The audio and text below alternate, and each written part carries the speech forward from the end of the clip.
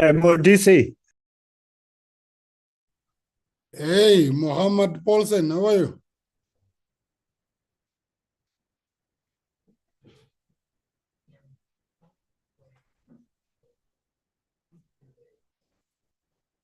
Oh, I didn't.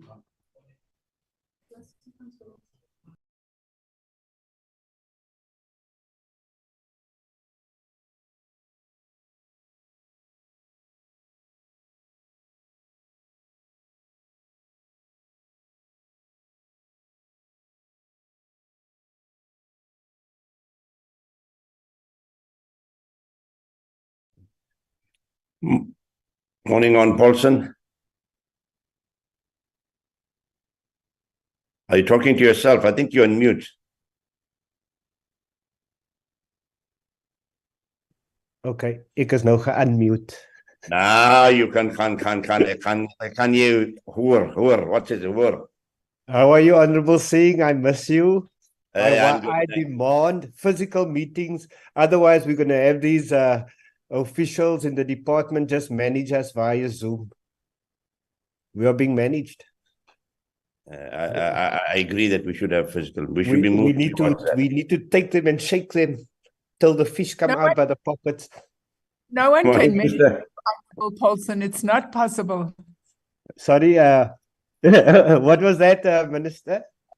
I said, don't underestimate yourself. No one can manage you. My wife's in the kitchen and she's shaking her head.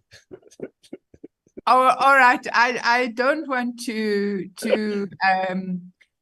enter into conflict with your wife. Morning, Honorable Singh. Good morning, Minister. How are you? I'm very well, thank you. Morning, Chairperson.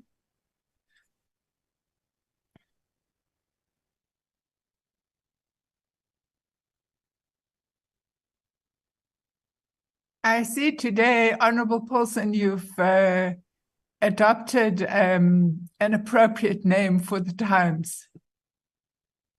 Muhammad. It's my real name. Although I don't see myself deserving of such a name.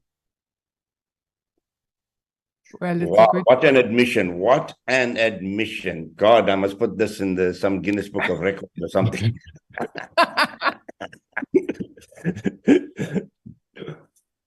Look, you fortunately, you're still young. You have many years to aspire to achieving your name.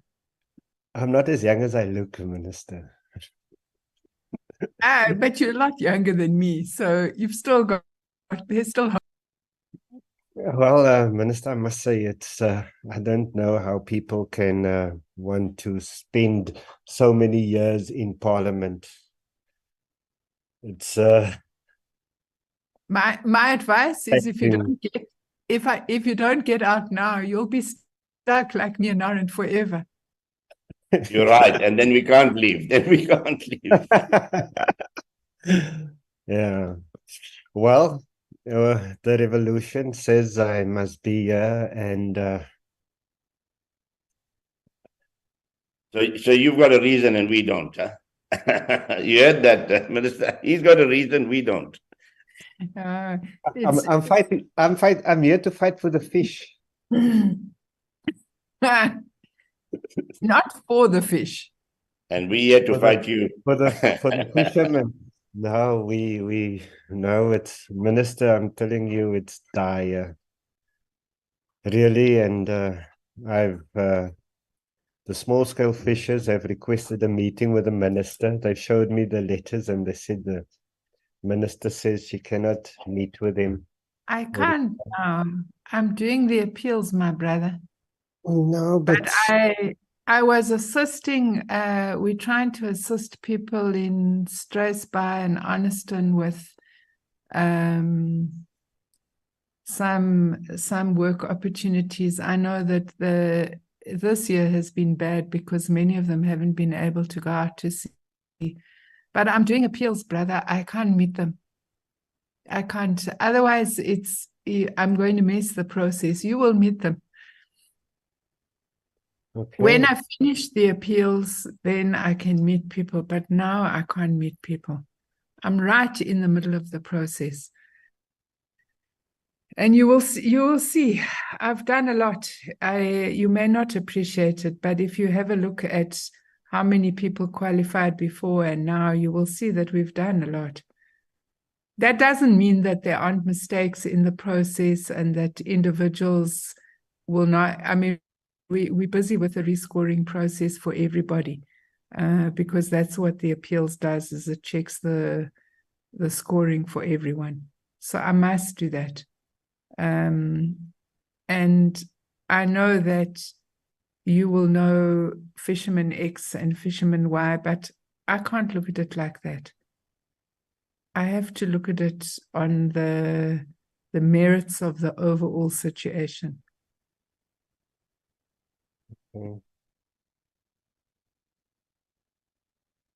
Okay. I hear you. I don't envy your job, Minister. Oh, I thought you wanted it. I No, thought you wanted after the election. the first thing I'm going to do is scrap the MLRA. It's not a bad idea. And not can I hope this is being recorded. Then what you'll have to do is you'll have to spend 2 years battling to get a law through Parliament. But anyway, you know that But the then Marine Living Resources Act is due for review. And then we'll just do the we'll just give them the interim relief for 2 years, and they say it's better than the small scale fishing policy. It's not what they said when they had interim relief. Then they wanted small scale, right? No, but now they feel differently. Now when they realize the implications of the small scale fishing policy and what it has for them, they're now backtracking. We marched to Parliament. We were hoping you're going to be there to receive the memorandum. Last Friday, 2 Fridays ago. So there's 50 members of the Strays Bay Co-op that have started cleaning up the beaches this morning. So I think that's a very good initiative, that at least will put some bread on the table.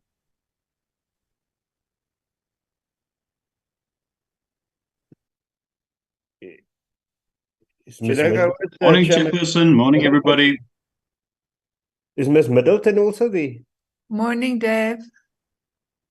Everybody's here today. We're here in force. But you're not in Strays Bay cleaning up? Well, when it's virtual, you can be anyway.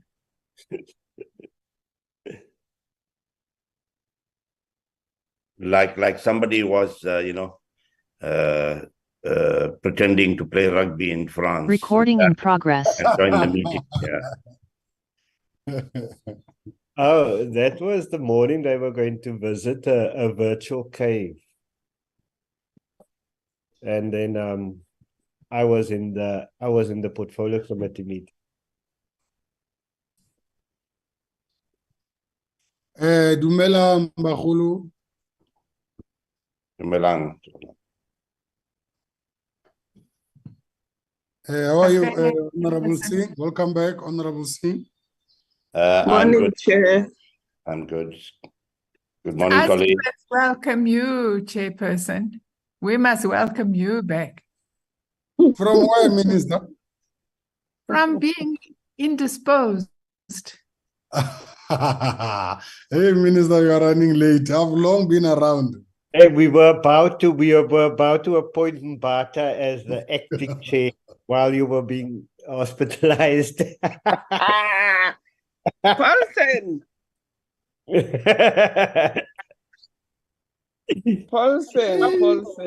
Paulson. Chair, politically, in terms of an EFF policy, you cannot replace a female chairperson with a male chairperson. Okay. So I still hold that we should have chosen Honorable Mbata. Yeah, Paulson. But you are a bit late. You are a bit late, my brother. Towards Well, the end of I'm not just late, I was also alone in my quest.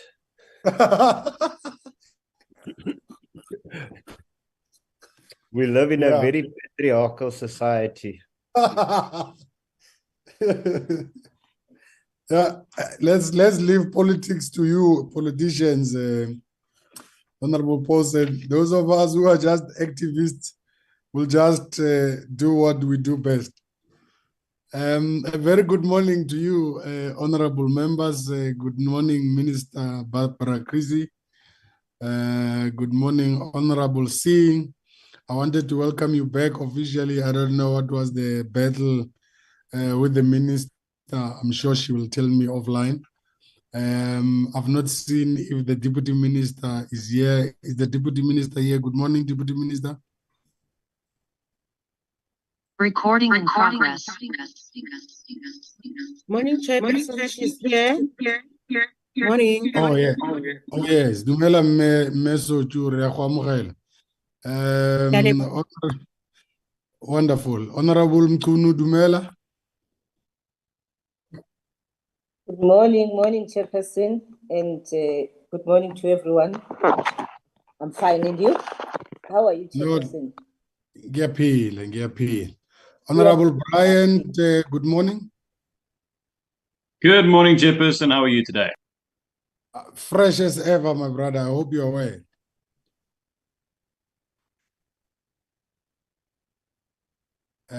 Honorable Mbata Dumela. Dumela che le kae?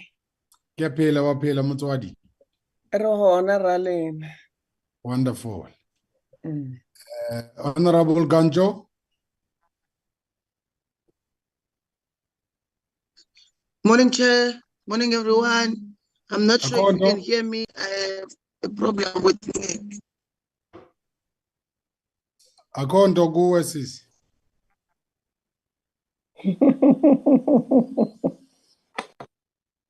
Honorable Weber Goeiemorgen. Dumelang. How are you, Chairperson? Good morning, Minister, Deputy Minister, and hello to everyone on the meeting. It's nice to be you back speak again. Sotho now. You speak Sotho now. Well I done. can greet in Sotho and I can greet in Zulu. Ask the Chairperson, he knows very well. Yeah, no, true. Honorable Winkler, good morning. Good morning, Chair. Good morning to colleagues. Good morning to the Minister and Deputy. Hope everyone is well. I hope so too. Please allow me to leave my video off. I've injured myself quite badly, but I will be present. Thank you. Okay, no problem. Speedy recovery to you. It would seem we are limping from one injury to the other. It's your turn now. Honorable Paulsen, do I really have to greet you again? No, it's fine, sir. I'm covered. I suspect the same goes for Honorable Singh. I'm fine, thanks. Just to say that I will be traveling from about 11, so I might be intermittent with network. Thanks. Okay, we note that, Honorable Singh. Honorable Dlamini Sawona. Hey, sawubona Chairperson. Nendlu yonke ninjani lapho nisaphila? Ah no, siyaphila. Hey, ungayenzi lento okwenza icamera on mangeze yami on yayibona difference nawe. Hey. Umhlophe manje, umhlophe manje akasemnyamanga umhlophe.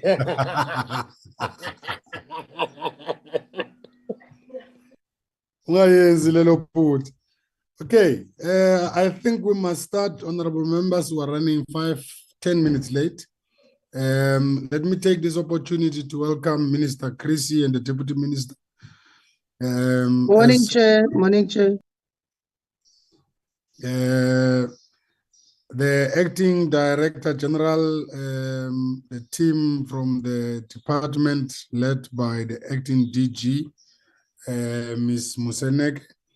The confirmation list from the department here confirms Ms. Jazz, Ms. Benderman, Ms. Mukhohlwa, Dr. Mkize, Ms. Nodada, Ms. Middleton, Ms. Mashala, Dr. Fikizolo, Mr. Kekana, Mr. Roy Fontaine, Mr. Guchwa, Professor Nesambuni, Mr. Munedzi, Ms. Mbizo, Mr. Mashile, Mr. Smith, Mr. Kutu, Ms. Nchanga, Ms. Hani, Mr. Mguni, Mr. Leontinis, Ms. Ndibongo. That is the team that has been confirmed to be with us from the department.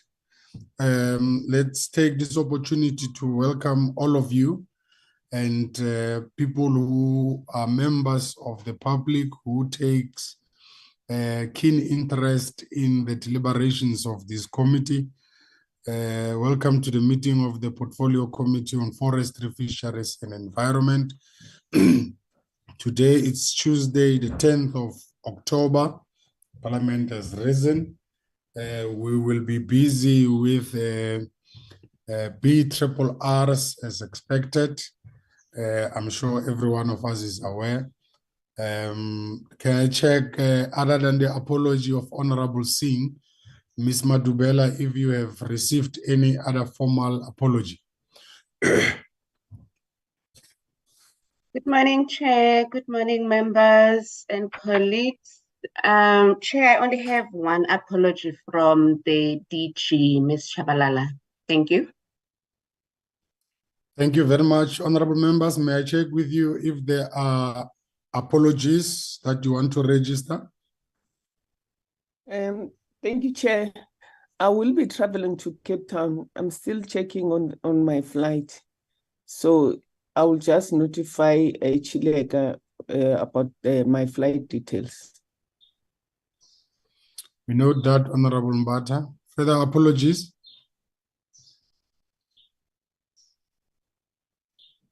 Okay, Chileka, please put on record the apology of Honorable Singh. Did you hear him earlier on? Yes, Chair, that he's gonna be traveling around 11. Yes, ma'am. Okay. Can I then get a mover of the adoption of the agenda as flighted?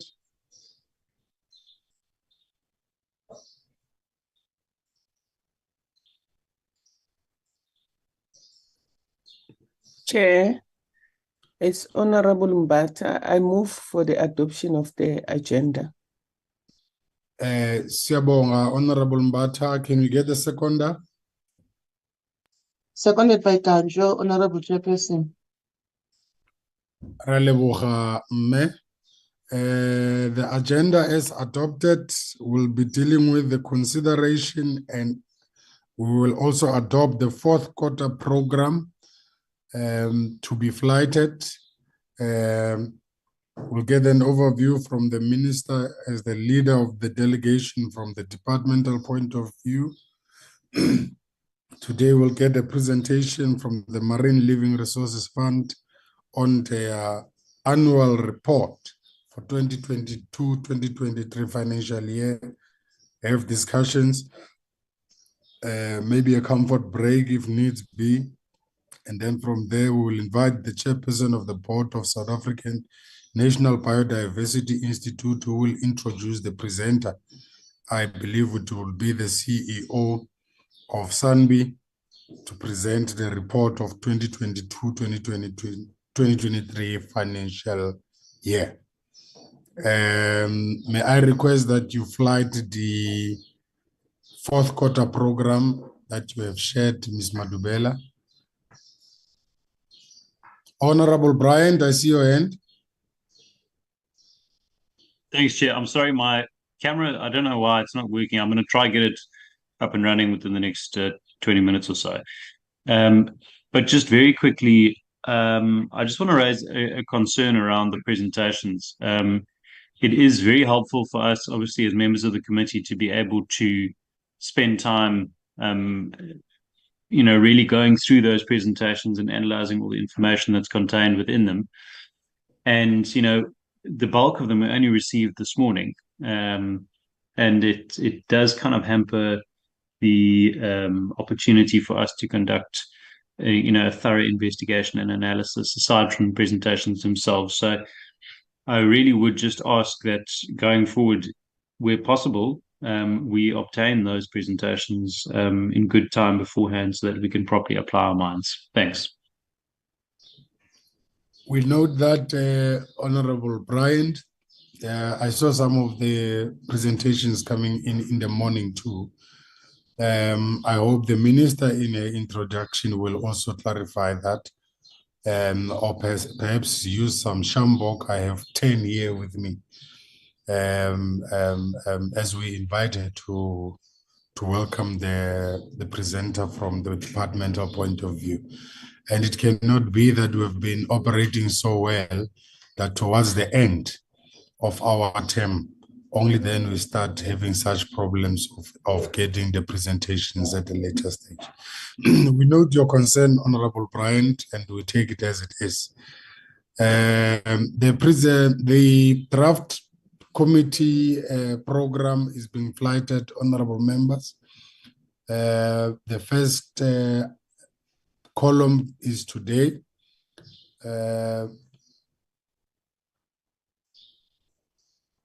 We're dealing with the report of the annual report of 2022-2023 of SANBI and adoption of this program. Tomorrow is the Office of the Auditor General.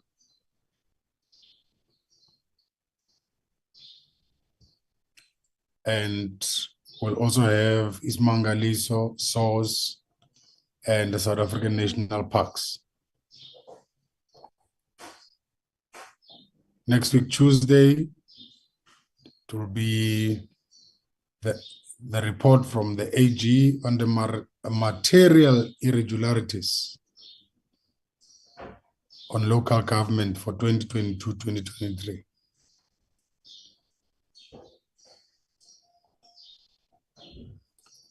They will also brief us on chemical waste management and environmental programs from the forestry branches in our department. Hopefully they will be in attendance. We'll also have gender equality report.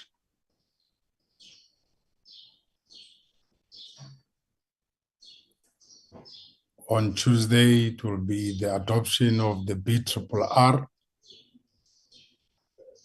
minutes of the previous meetings. Another Tuesday, it would be the first quarterly report for 2023-2024 of the department. The department on the state of nurseries, same day. Sun Parks is Mangaliso first quarterly report for 23-24.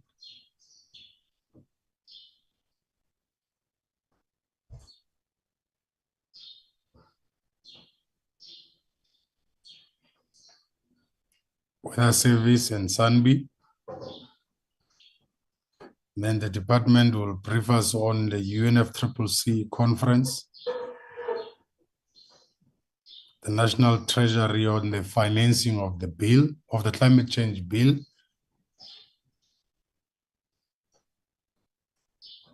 the Legal Service of Parliament on the constitutional ruling on the National Environmental Management Bill for 2022.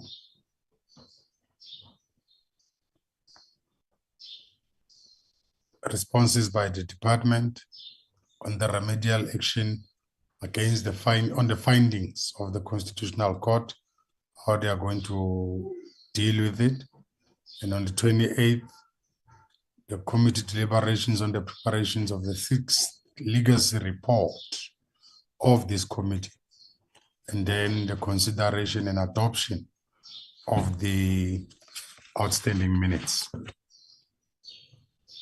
As you might have all seen, we have also noted the concern raised by Honorable Paulsen, and we agree with him that it cannot be that all our meetings for this quarter will be held virtually. Some of the meetings must be physical. I have made a request to Ms. Madubela and the administration team that they must explore the possibility of getting us boardrooms in Cape Town. So as we adopt this program, we should bear in mind that it might have those amendments, that some of the meetings might not be visual, but rather physical. But we'll make sure that members of the committee are informed in time. Okay, can we then get a mover of the adoption of the committee program, Honorable Bryant? Thanks, Chair. Just two items that I think may have been left off. The one was that overview of provincial game reserves that had been requested previously. We were going to get, following on from that Rademacher report, an overview of issues relating to the provincial game reserves. It doesn't fall within the sandparks competency, but it is certainly an issue that is important to the committee. And then the other one was a follow-up briefing regarding the theft of the rhino horn from that rhino horn stockpile in the northwest. It's just a request to include those two items as part of the program for the final term, if we can squeeze those in. Thanks, Chair. Thank you, Honorable Bryant. Chilega uyaziva is concerns Honorable Bryant. I'm noting them, Chair. Okay. Are there any other issues, honorable members, that you think we might be leaving out?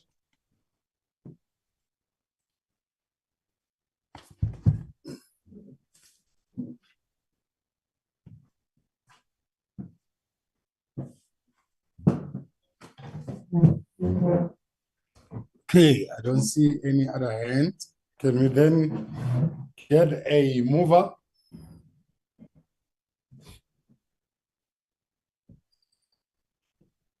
Chair, it's Kancho. I move for the adoption of this program with the amendments. Thank you. Okay, we will have to squeeze those. We will have to squeeze those amendments in, but we thank you for the adoption, Honorable Kancho. Can we get a seconder? Chair, it's Honorable Mbata. I second the move with the additions. Thank you. Sebonga, Honorable Mbata, for seconding. That is our Bible for this term. That will be how this committee will be guided in terms of its meetings and operations for this particular term. Without waste of time, let me invite Honorable Dallas Chrissy to introduce, I believe, the acting DG of the department. Honorable Dallas Chrissy. Thank you. Thank you very much, Chairperson, and greetings to yourself and to all honorable members once again. Chairperson, as you have noted in your opening, I am joined by the Deputy Minister, our acting DG, and also all the Deputy Director Generals from all the branches of the department, as well as the Chair of the Board of SANBI and the CEO of SANBI. Chair, let me say at the outset that the presentation that will be addressed today from the department was deposited with the Secretary of the committee by ourselves on Friday. I think we had been mindful that honourable members would want to give it sufficient attention. So I can say that there was a delay in the presentation from SANBI as a result of our receiving the BRRR late on Friday ourselves and making a request to SANBI that they need to include some documentation in that regard. But nevertheless, we did submit the SANBI documentation early yesterday afternoon. So I guess you'll have to look into your own administrative processes. The presentations of the different entities were submitted yesterday late afternoon, but those matters are not on the agenda today. Chair, let me say that tomorrow there are cabinet subcommittee meetings where I have to make presentations. So I won't be able to join you during the Auditor General's presentation. But I would also want to say to you that we have produced a very comprehensive response to all the issues that have been raised by the Auditor General for the attention of the committee. And we would be giving you that presentation. I suppose it would be tomorrow that we would be giving you that presentation. We've also requested that although the Director General is still recovering from a medical procedure, we have requested that if her health allows, she will not speak or participate in tomorrow's meeting, but she will listen in if she is in a position to do that.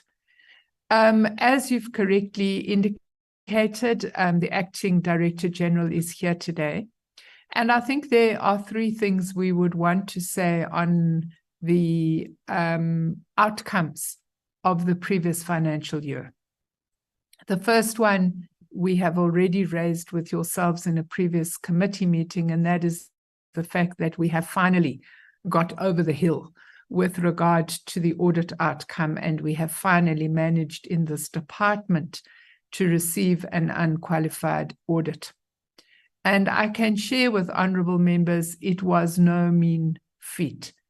And it was something that required the collective work of the entire leadership, myself, the Deputy Minister, all the Deputy Director Generals, and in fact, the entire management of the department. One can't achieve something like this in a situation where everybody is not pulling in the same direction, where the audit outcomes and the risk profile of the department is not a regular feature on all management meetings. So I think that it really has been a difficult process, but we're very glad that we've got there. The second issue that we would want to highlight to you is that this year we have significantly improved in spending. And I think last year there were a lot of concerns with regard to giving money back to Treasury. That has not happened this year. And there really has been excellent spending by all branches. With regard to performance, you will see that some of the branches have had excellent performance and have achieved all of their outcomes. Other branches still require a bit of a push, and I have no doubt you will give them that today. But I think what is important about this performance review and what is different from last year is that this year there are only two determinants. You've either achieved or you haven't achieved. There's no orange, there's no work in progress. So while departments, while branches may not have achieved each and every one of their performance outcomes, it doesn't mean that there wasn't considerable work done. And in many instances, there was actually quite a marginal difference between fully completing all of the outcomes and just missing that 100%. So that is, I think, a very important difference, is that the bar has been raised this time. And you don't get a green unless you have achieved everything. Having said all of that, I would now like to hand over to the acting DG, to Ms. Musukeni, to introduce the report. And obviously, I think that she would then give the different Deputy Director Generals the opportunity to reflect on performance of their different branches. I'm handing over to you, Acting DG. Thank you.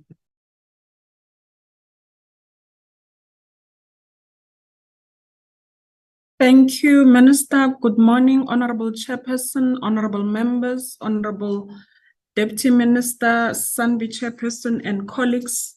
In terms of the outline of the presentation on the next slide, I will give an overall summary of both the annual performance as well as the financial performance, and the relevant DDGs will go through. I will request that we spend a bit of time on those areas that were not fully achieved, such that we explain the reasons for that, as well as afford the Portfolio Committee a chance to know about the corrective action plans that we have taken as a department to address those issues. And we will also conclude with the CFOs, both from the MLRF as well as for the Vote 32, giving the financial reports and the audit outcomes. On the next slide, on slide 5, just to give an overall performance of the department, we've had 78 targets that were planned. We managed to achieve 57, which brought us to 73%. 21 of the targets we could not meet, and we will talk in detail on those targets. On the next slide, in terms of the breakdown with regard to how the different programs, branches were contributing to the overall 78 targets, we've managed as the department, 3 of our branches, administration and CMS, program 1, program 2, regulatory compliance and sector monitoring, as well as Fisheries Management Program 9, they were able to fully meet 100% of their targets.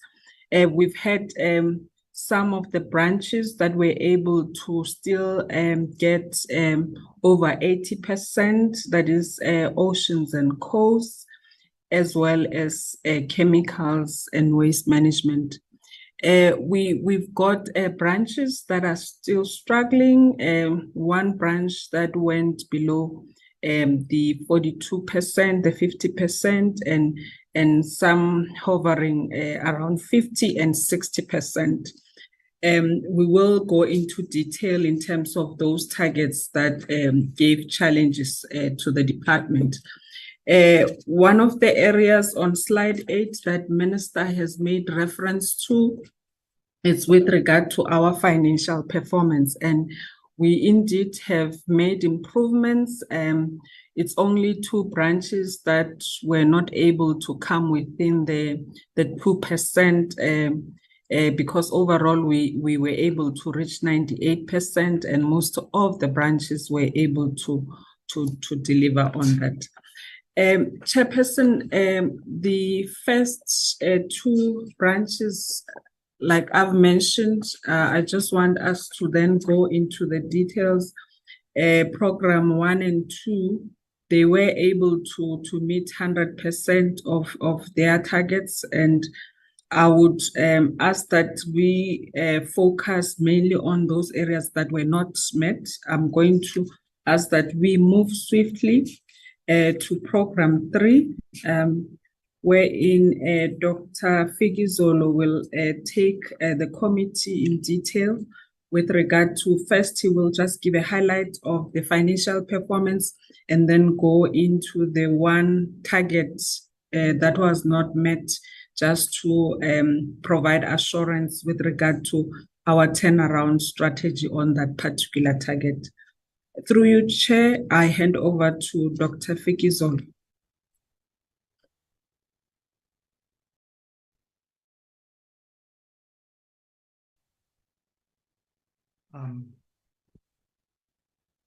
Thank you, Acting DDG, and good morning to you, Honorable Chairperson.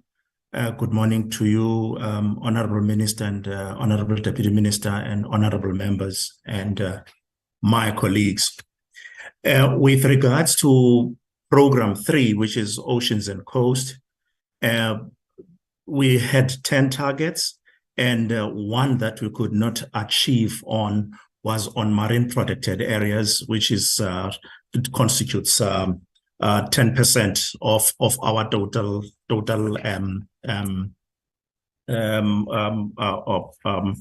areas of performance or key performance areas which we couldn't achieve. And with our budget, I'm having a problem with the slide. Program 3, we've received 504.7 million for the financial year 2022-2023, and we were able our expenditure was 97.1%, which we were close in spending everything. And then going back to the area of non-performance, which is the draft marine protected areas, as mentioned, which were 2 Port Elizabeth corals and the Agalas Front management plans. We couldn't achieve that because our finance modeling or our finance model for our marine protected areas, we dependent on our donor funding to draft those. And then what then happened was that with the Benguela Current Convention, the appointment of a service provider which was going to assist the department was appointed a bit late, because it was towards September when it was appointed, and then meaning that we've lost 3 months of the year.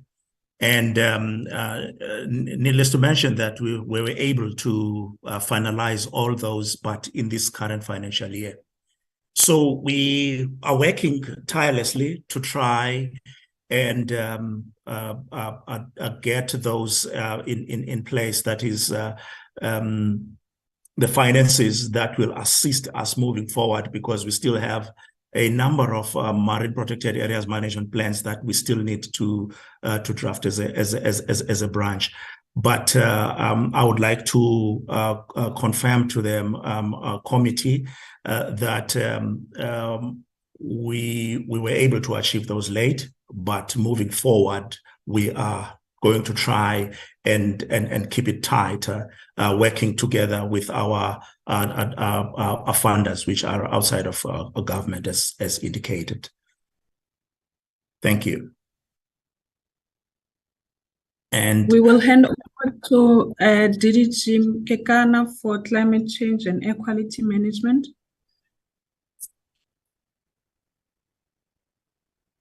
Thank you, and good morning to Honorable Chair, members, Minister and Deputy Minister and colleagues. With regard to climate change, we had about 8 targets, and we managed to achieve 5, with 3 not achieved in the past financial year. Can we move to the next slides? In terms of the spending, we managed to spend our budget to about 97.6% as allocated. Next slide. The areas where there was non-achievement, it's the same ones that we presented last time. The first one being the one around the issue of adapting to these impacts on climate change, where we wanted to do to put on early warning fire detectors, the system on the garden route, where we indicated that there was a huge discrepancy between the funds allocated for this and the bids that were received. Which meant we had to do another market analysis in addition to what we had been given by the garden route, and that led to this delay in implementing this project. Next one. And the next two is the overall status of air in the Republic. The National Air Quality Indicator, which needs to be at around 1 if the air is okay, but it came at 1.14. As we know, certain areas in the country experience this poor air quality due to various reasons, including the industrial activity, the traffic and domestic fuel ban, and so on and so on. So that as a country as a whole, we have not yet been able to achieve this NACI of less 1 or less than 1.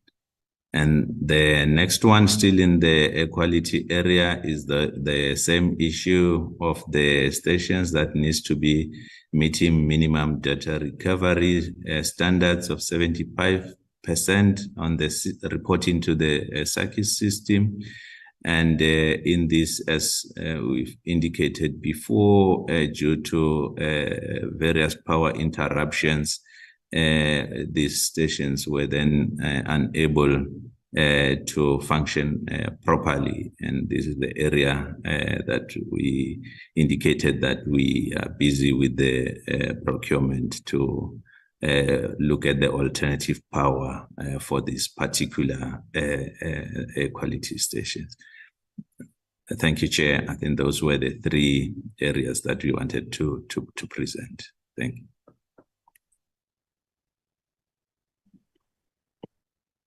Thank you very much, Chairperson. Good morning to Chairperson, members of the Portfolio Committee, to Minister and Deputy Minister and colleagues. From Program 5, which is the Biodiversity and Conservation branch, we had 10 targets. We have achieved 6 of those, and 4 of those we have not achieved. Next slide. Our budget allocation in the branch is 1.206 billion, which largely includes transfers to the 3 entities, SANParks, SANBI, and Ismangaliso. And the expenditure incurred during the financial year constitute 98.4% of the appropriated budget. Next slide. In respect of the 4 targets that we did not meet, the first one related to the number of hectares of land added to the conservation estate per annum. We achieved 382,000, just over 382,000 hectares of those that have been added. The reasons for the deviation for not achieving the target is due to the fact that most of the land parcels that we have identified have pending land claims, and also in some instances, some mining and prospecting licenses. What we are doing in this particular respect is to look into other categories of land parcels that will qualify to be added into the conservation estate in order to ramp up that particular process. This particular target is also important in the achievement of the 30 by 30 target. Then the next area related to the implementation of improvement plans for management authorities on protected areas. We produced a draft status report on implementation of improvement plans for sandparks in March 2023. We were not able to compile for the remaining management authorities as the baseline data to determine which authorities need to develop and implement improvement plans to be collected did not have the data, and they had not provided that particular data. What we are doing in this financial year, we have targeted 6 of them that we are already working with them in respect of developing those improvement plans. The next one related to the securing of strategic water source areas. This is the work that we are doing with the Department of Water and Sanitation and also the South African National Biodiversity Institute. We have undertaken stakeholder consultation for securing the 5 strategic water source areas. And part of the reason why we did not achieve the target is due to the fact that securing the strategic water source areas is dependent on multiple stakeholders, and we facilitate the process as the department. These are areas that provide the much needed ecological infrastructure across the country. Next slide. The next KPI that we did not achieve was in respect of the jobs created. We were intending to create 800 jobs, and we were not able to do that due to the delays that we encountered in the appointment of a project manager. This particular program we are now ramping up, and we'll be working with the South African National Biodiversity Institute in implementing it. Next slide. Thank you very much. Thank you. Good morning, Chair and honorable members, Minister and Deputy Minister. I will now take the committee through the environmental programs performance. Of the 12 indicators, we were able to achieve 42% and did not achieve 58%. And I will talk to the indicators as we go through the indicators, but I would also just like to highlight that as a branch, we are a highly projectized branch within the department, and we were able to spend 98.4% of our allocated budget. And what marks this year, the 22-23 financial year, is mainly the fact that the environmental programs tenders were cancelled, and as such, as a branch, we had to then go through an alternative process to acquire permissions so that we could then extend contracts where it was possible and have variation orders where it was appropriate. So I'm just highlighting that so that it's then clear to the committee, hopefully, that even though we did not achieve all our targets, but we managed to spend the budget in terms of 98%, and it was work in progress, even though not in all instances we were at 100%. Next slide, please. The targets that we did not achieve relate to the full-time equivalence, which is then specifically aligned to the duration of employment or duration of participation of the EPWP participants, the work opportunities themselves, and also the number of participants who completed accredited training. Even though we highlight what will be seen as internal processes, I would like to just highlight that, in terms of these particular targets, the work opportunities, the full-time, and also the training, the issue related to the cancellation of tenders meant that, with the permissions we had to then pursue thereafter, we were not able to start the work early enough in terms of the first quarter of the financial year. We were able to activate it in the subsequent quarters of the financial year. As indicated earlier, work was still done, but it was not necessarily at 100% in line with the targets. Next slide, please. When we encountered the cancellation of the environmental programs tenders, mainly affecting the initial and the follow-up clearing, one of the decisions that we had to make within the department was to prioritize the follow-up hectares. Follow-up meaning that those will be areas that we had already started initial clearing, and to minimize reinfestation and maintain them in levels that will then protect the investment that the department would have made. We had prioritized follow-up clearing, and mainly in terms of initial clearing, which is the first indicator. We worked mainly through our entities, and as part of the reasons why they are highlighted in terms of not achieving the target include the flooding that was experienced in February 2023, and over and above just the orders. So I just wanted to highlight that there was a deliberate decision to just focus on prioritizing follow-up clearing to protect the investment that had been made earlier in terms of the cleared areas. Next slide, please. So on this slide, the indicator that is not achieved is the number of biodiversity infrastructure buildings and accommodation units. The committee would note that the annual target was 22 in terms of having 10 constructed and 12 renovated. And even though the branch was able to meet 22 buildings, deliver 22 buildings, the technicality came in terms of instead of 10 constructed, we exceeded the number of buildings constructed, but did not meet the delivery of the number of buildings renovated. So it's just emphasizing that even though we had delivered 22, the 22 was not aligned with how we had described how we would then assess our performance in this regard. But also to just highlight to the committee that based on previous audit outcomes and experience in terms of the quality of work, when it comes to the biodiversity infrastructure. Last year, we had continued engaging with the CIDB, the Construction Industry Development Board, for us to ensure that when we draft the terms of reference and also appoint contractors, there are then contractors that align or meet the requirements in terms of the Construction Industry Development Board. Next slide, please.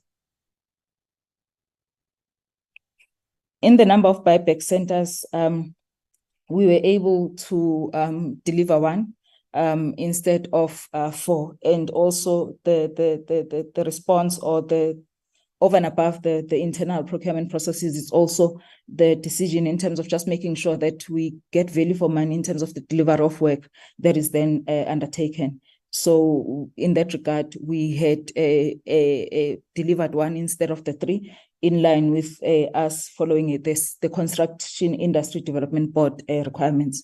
Thank you.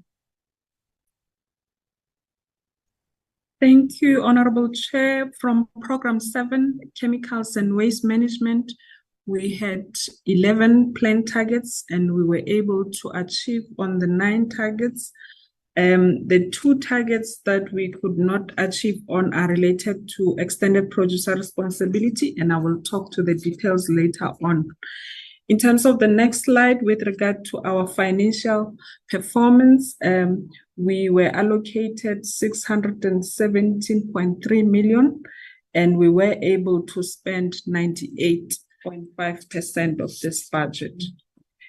Going on the slide 44, talking to the first area of underachievement, it relates to the waste diversion that we had targeted as part of the prioritized waste streams. In this case, particular paper and packaging, we fell short with regard to the tonnages that were diverted. Diverted meaning recycled, collected for recycling and recycled.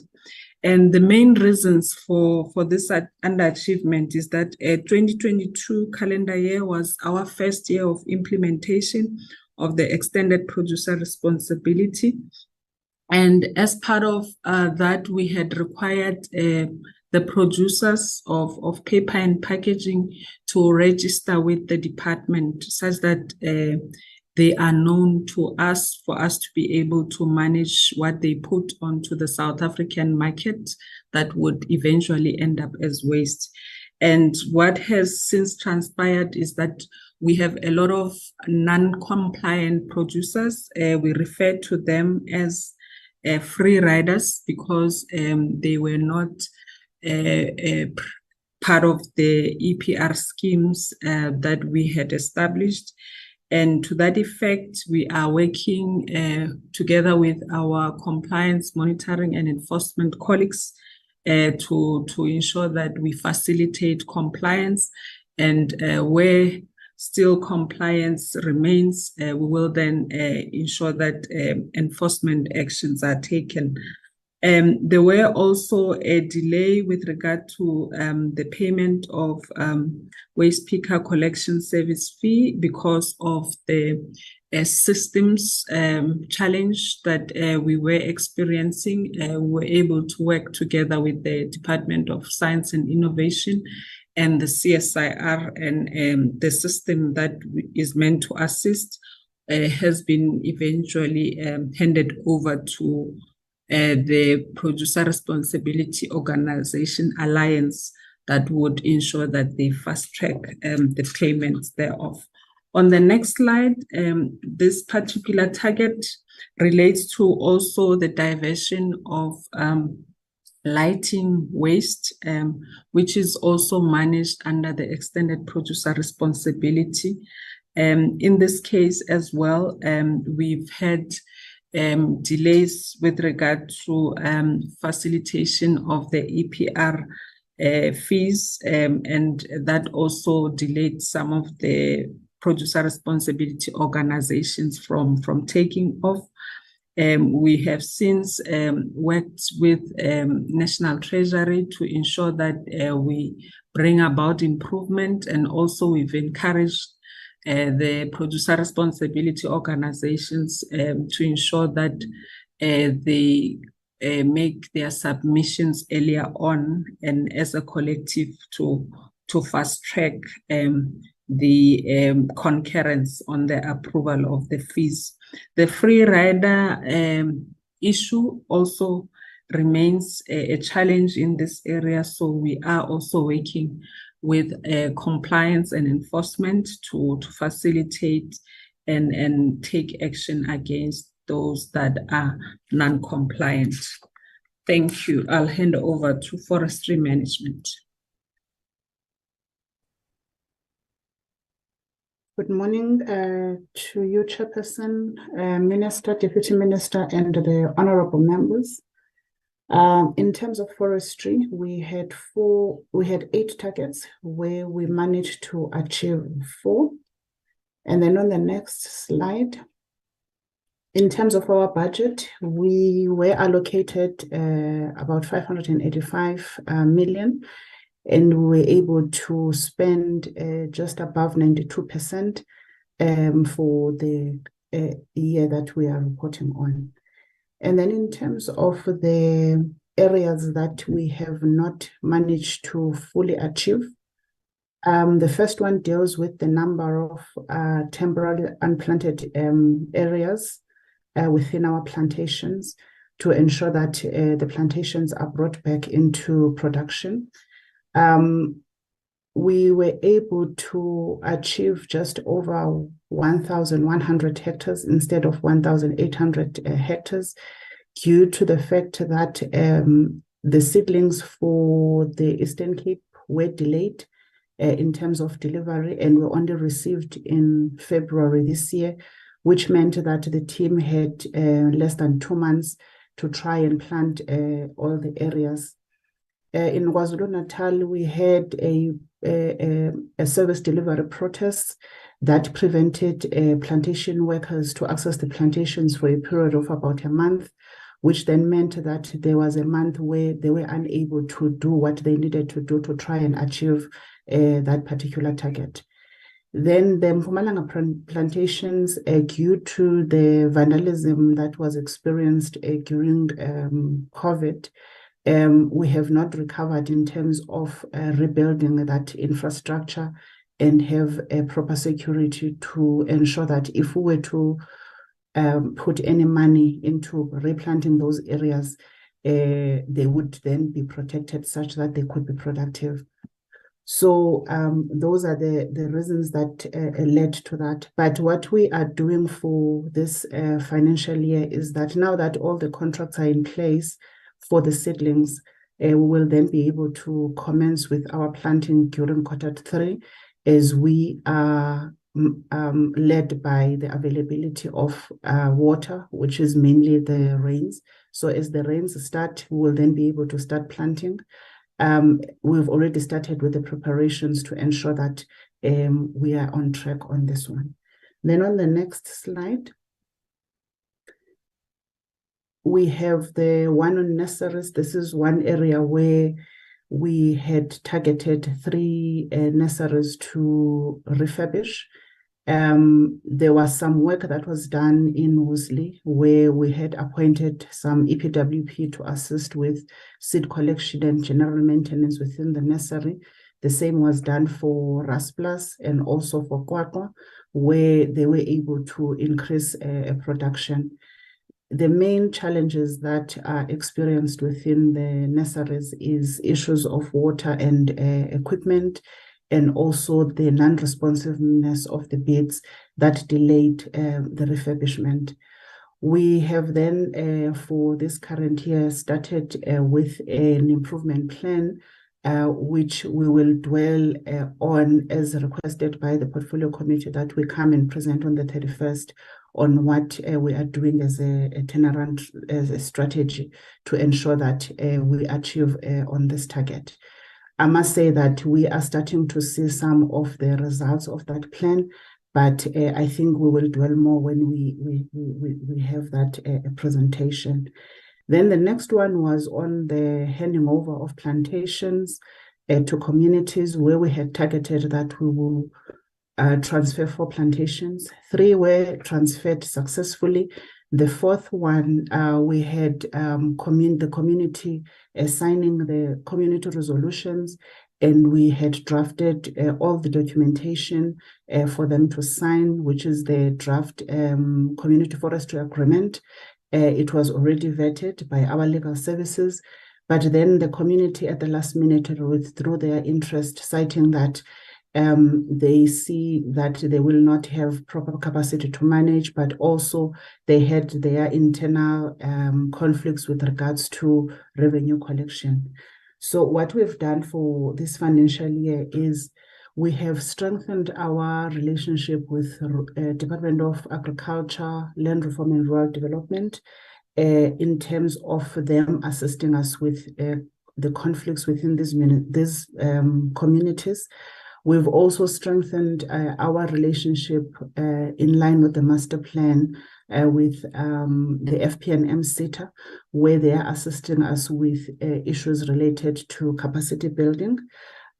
We are also trying to track as much as possible the emerging issues that come out from these communities.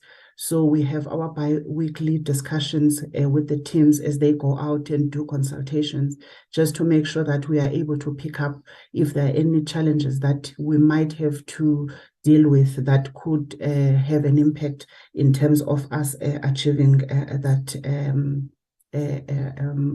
deliverable. And also we have now have an approved post-settlement support strategy, and we have packages that we have proposed that we can then ensure that we are able to support these communities with the industry as they manage the plantations. Then the last item that we were not able to fully achieve was the number of trees planted outside the footprint, where we were able to achieve about 86% of the trees planted. This was, the delay here was caused by the procurement processes where we were unable to achieve, especially in the previous quarters, because in Q4, we were able to achieve that target. But when we looked at the entire deliverable in all the quarters, the lack of achievement in the other quarters affected us to be able to achieve in this one. Now that we have all the contracts in place, we have trees with the nurseries that we are procuring from, as we have been planting in the past 2 quarters, and we are on track. So we do not foresee that this one will be a challenge going forward. So I think on this one also we will be able to achieve in this financial year. Thank you, Chairperson.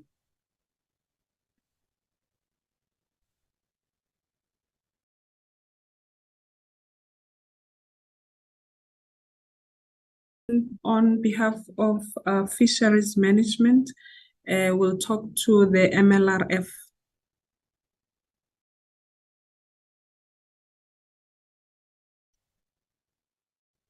Thank you, Acting DG. Good morning, honourable members, honourable Chair, Minister and DM. In terms of Programme 9, Fisheries Management, we achieved 100% of our targets. And in terms of the Marine Living Resources Fund, we did not achieve one target. And if you go to the next slide, that is the number of full-time equivalents created under the Working for Fisheries program. And the reason why we did not achieve that is that we started employing people quite late in the financial year. And because of the way FTEs are calculated, we did not have enough time to achieve that target. So all in all, we achieved 90% as the MLRF. Thank you.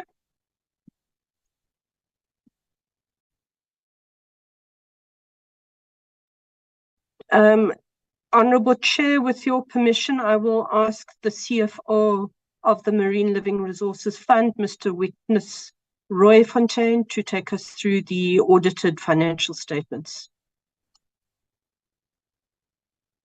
Good morning, Chair, members, Minister, Deputy Minister, colleagues. I'll be taking you through the audited financial statements of the MLRF. The MLRF received a clean audit for the 22-23 financial year. We've achieved 90% of our revenue target, and we spent about 94% of our budget. The MLRF is also a going concern, meaning that it can operate normally for the foreseeable future, just take into account the projected income that they are planning to have. And then in terms of irregular expenditure, regular expenditure has been contained. And then also lastly, our governance structures are effective. The internal audit function is functioning. The audit committee is also operational, and we have a risk committee also. We've appointed 2 people to assist the MLRF in that regard.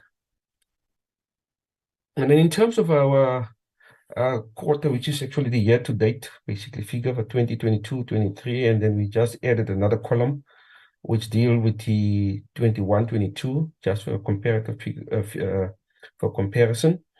Our revenue, we've, as indicated, achieved 90% of our total revenue collected for the year. The areas that are a bit of a concern for us is our levies, but the levies are linked directly to the amount of fish caught or the total amount of fish that we've allocated to the industry. So it fluctuates depending on what happened on that side. Areas that are also in terms of a bit of a concern is the harbor fees. The harbor fees hasn't been increased in a very long time, so it's still underperforming, but we understand that we are doing a public good service in terms of making these services reasonably cheap, available to the fishing industry. Other areas that I just would like to highlight is the area of the grants and other transfers. It would look like as if the department didn't give us the full grant, but they have. What has happened here is that in the middle of the year, we've applied to Treasury to retain our surplus cash. Now, that surplus cash, in terms of our controls, we've included in our budget, but because it's kind of like a grant. But however, in terms of the technicality of the accounting treatment, we can only acknowledge it in the year that we've received it, which is in the previous year. So for the current year, we can't acknowledge it again. It would then look like as if duplication. Now it looks like as if that line item, there's a underachievement in terms of the government grants. The amount that Treasury approved to be retained, that was about 89 million. That 89 million was specifically meant for the upgrade of our vessel, which is currently, the progress is going very well on that side. And also for some other capital expenditure, and then also to cater for the fuel increases that we've experienced the last couple of months, basically. I think the other areas is quite fine. And then in terms of expenditure, you will note that the expenditure side, transportation cost is quite high, and it's linked to the staff coming back from the working from a home arrangement being changed, and also much more increases in fuel prices. And that has increased our transportation cost quite significantly. Those are basically the vehicles that we are using to do inspections, and also to inspect the landings and the factories basically. Our vessel operating cost is linked strictly to the grant that we receive, and we've spent basically the full amount on that one. The other areas is basically based on some of it, like advertising cost, is based on is demand driven. If there's no need for more advertising, there's no need. And as the DDG has indicated, I hope I'm not speaking too fast, EPWP cost, the EPWP project started a little bit later, and hence we've had that saving there. So that was, and it's just linked to the fact that the employment started a little bit later. And the other costs are also linked to the fact that there's much savings, in the sense that we are trying to use this hybrid system, the benefits or the learning experience that we've had from the COVID, where you have meetings virtual and etc. Using more data, so your telephone cost will drop, etc. Because we're using those methods now to reduce cost. And that is the reason for all the other costs that are a little bit lesser, like lease and rentals, basically. The others is like in and operating cost, basically. Operating cost will include your like traveling, etc., accommodation, etc. The other cost where we normally don't budget for is the cost of goods sold for the confiscated goods. That is those costs we don't budget for. It's dependent on how much stock we have in the storeroom, and then on the other hand, also depreciation. Depreciation, because of we do our budgets on a cash basis and not on a cost basis. The budget, we don't budget for depreciation, but we budget for the capital expenditure, and as if it's like once off, and then we then depreciate in terms of our books. So that's about it on the expenditure side, Chair. I think that's I think I've covered everything. Just lastly, in terms of the annual report that was submitted or tabled, we do show a small amount of a loss in terms of a statement of the financial performance of about 70,000 rands, which gives you indication of how tight we manage our expenditure, that our income and expenditure should be basically equal. I thank you.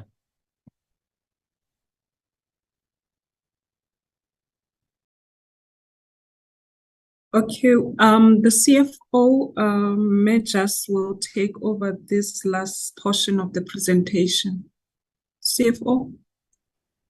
Thank you, Acting DG. Good morning, Honorable Chairperson and members.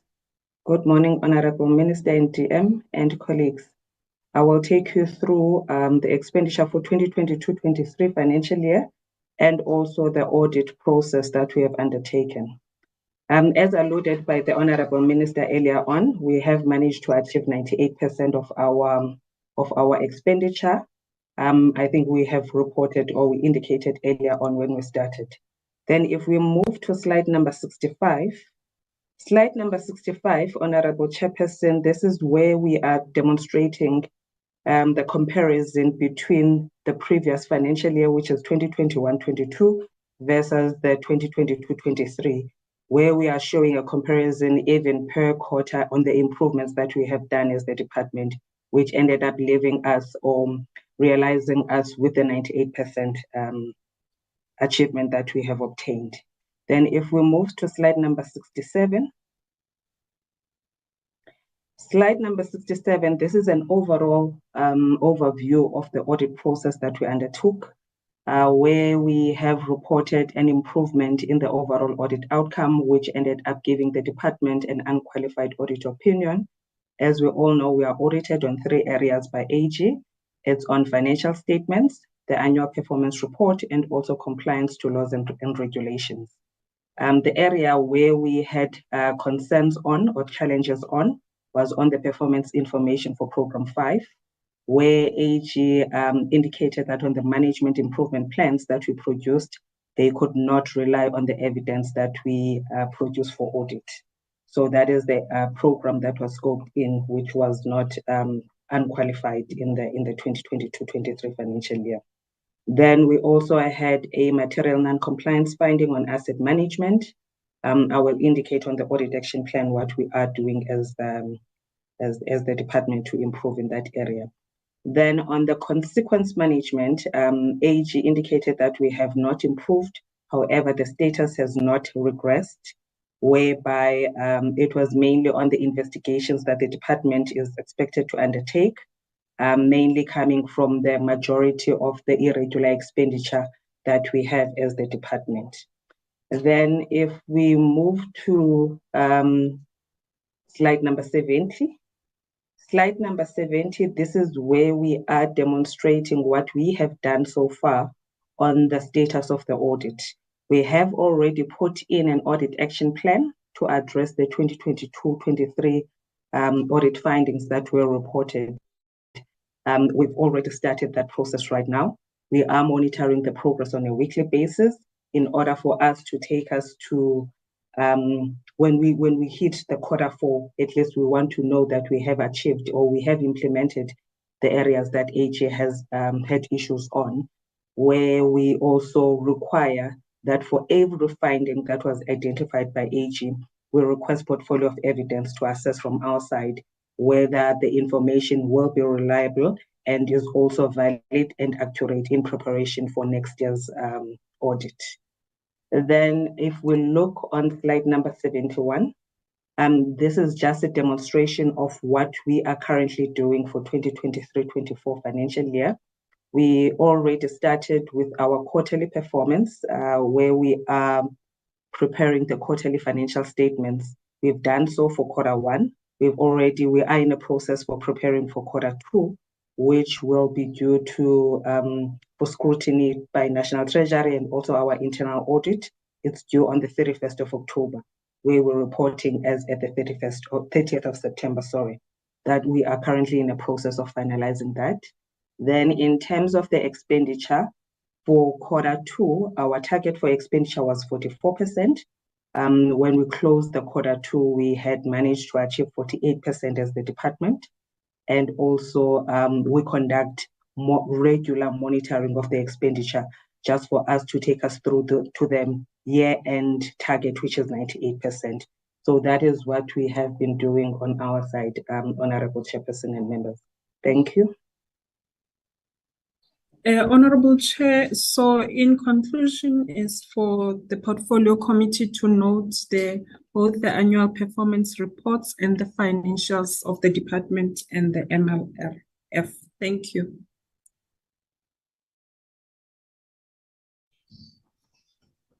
Thank you very much. Thank you very much, Acting DG. Honorable members, that is the report of the Department of Fisheries and the Marine Living Resources Fund.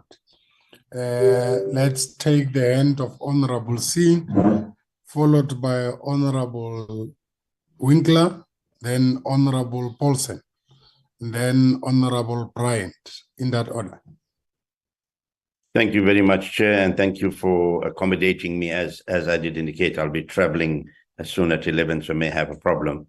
Firstly, let me say well done on the audit outcomes, Minister. I know a lot of work would have gone into that, but I just want to make some general comments before I run, and I know colleagues might take this further.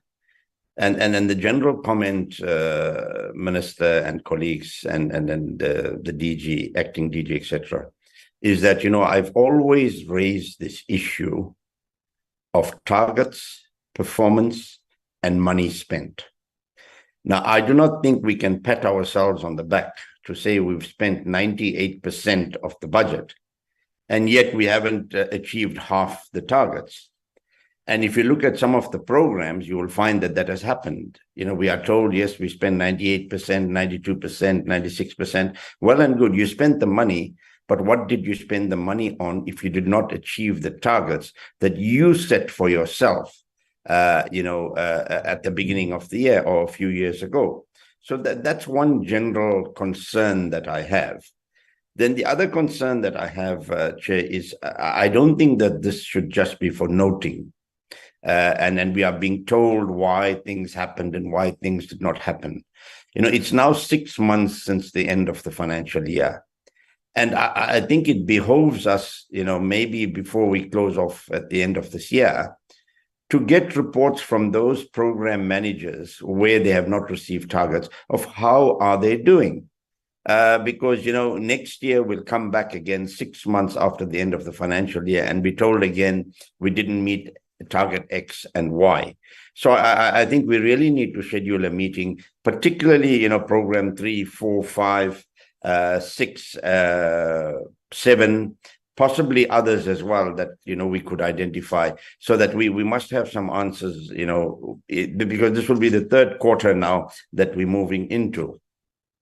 And the last general comment I want to make, Chairperson, is that, in a number of areas where the targets are not met, these involve issues that are extremely important to environment in general, climate change, air quality, biodiversity and conservation, the whole issue of job creation where we have not have met targets on jobs. So I think this must be cause for concern that, these targets are not being met. And just to come back to program 6, we were told that only 42% of the targets were achieved, yet 98% odd of the budget was spent. And that's why I say this is not something to be proud of. And lastly, Honorable Chairperson, is on program 7 and the whole issue of free riders. I mean, what is free riders? What is free riders? I'm, however, in conclusion, say that I'm pleased that the program manager for program 8, where although they have not achieved their targets and they only spend 92%, has indicated that they are starting to plant these trees, in this first 2 terms of the new financial year. So that is the kind of answers we need, not just this is what happened, why it happened, and that's the end of the story. So I thought I'll just make those few general comments, Chairperson, and possibly be excused for now. Thank you very much.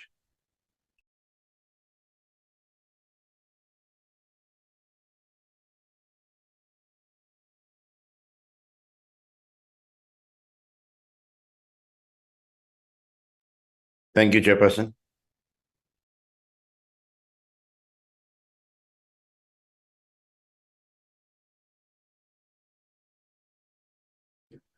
Thank you, Honorable Singh. Honorable Winkler. Thank you, Chairperson, and thank you to the department for the presentation. I'd also, in a similar vein, like to congratulate the Minister and the department on the good audit outcomes. I do have a few questions of clarity. In terms of program 4, with regard to climate change, air quality, there was an indicator there of 1, and that we hadn't managed to reach this benchmark in terms of our air quality. What is the general plan to deal with this? Because as we know, many of the air quality monitoring stations have sort of interrupted data delivery because of the load shedding issues. But outside of this, we also don't seem to have a good handle on how we're going to manage air quality so that it is adequate for humans to exist in, especially in those high felt priority areas and across the board. So I just want to know what the general plan is for us to get, I think, within this benchmark of that 1. Then in terms of program 5, I saw that 4 targets were not achieved. And there was something about the strategic water sources and how mining and prospecting, or I think land claims, had interfered with that process. And I wonder, has any collaboration taken place with the Department of Water and Sanitation? Because we are a water scarce country, and with the impact of climate change, we're going to see, the sacrosanctity of water sources. And if we aren't able to strategically conserve these areas of water because of other disputes, surely we need to work, I think, collaboratively with other departments to ensure that we can protect these strategic water reserves. Then just in terms of the delay in the appointment of a project manager that delayed the employment of 800 people in jobs, I think that is a big cause for concern, and perhaps an explanation is needed on why that occurred. Then in terms of program 6, there were, I think it was 21 projects in terms of biodiversity infrastructure.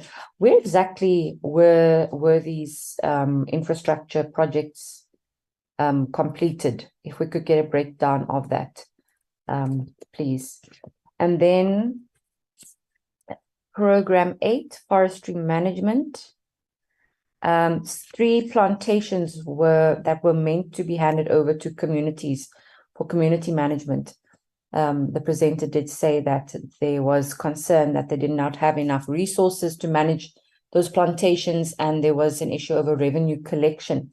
Now, if we're going to see the success of these handing over of these projects to communities, and that's what we need to get community buy-in, so that we can have this, I think, conservation of our natural resources where communities feel that they actually benefit from them as well. How are we going to circumvent these issues where the communities feel that they're not getting the adequate resources necessary for them to take over the management of these forests? And I suppose that this is a principle that will hold for any projects that are handed over to communities. And like we've seen with with land claims, where, for example, communities are given farms, but they're not given the know-how, they're not given the tools, they're not given the adequate support for them to make successes of these projects. And so I worry about how this is going to, I think, proliferate with other projects into the future. So perhaps there could be some explanation of how we can circumvent this, how we can assist communities to ensure the success of these projects. Thank you. Thank you very much, Honorable Winkler. Honorable Paulsen. Thank you, Chairperson. Just give me a few seconds. Chairperson, thank you, and well done to the department on the outcomes of the audit.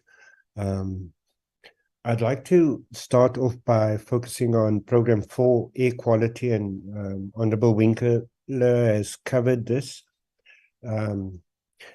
What is being over and above the monitors that are faulty or not giving us adequate readings because of load shedding and all the other issues? What is being done to address the culprits that are responsible for pollution? And also, when it comes to the donors for environmental programs, who are these donors and what are the conditions attached to these donations? Nobody just gives you free money. There's always something attached to it. And also in Program 6, the clearing on invasive species, does this not justify employing permanent staff instead of spending time on and effort on red tape to get approval for these programs? If we can budget for it annually, why can't we employ permanent people to undertake the clearing of invasive species? And also in the marine living resources, I think it's Program 9, there's a budget for money raised from confiscated fish products. Now, I don't know, so we are taking someone else's effort and selling off the fish, and that goes into the coffers of the department. I find it extremely immoral and unethical that people that we say cannot go and fish, and when they do fish, we confiscate that fish and we sell it off and we benefit from it.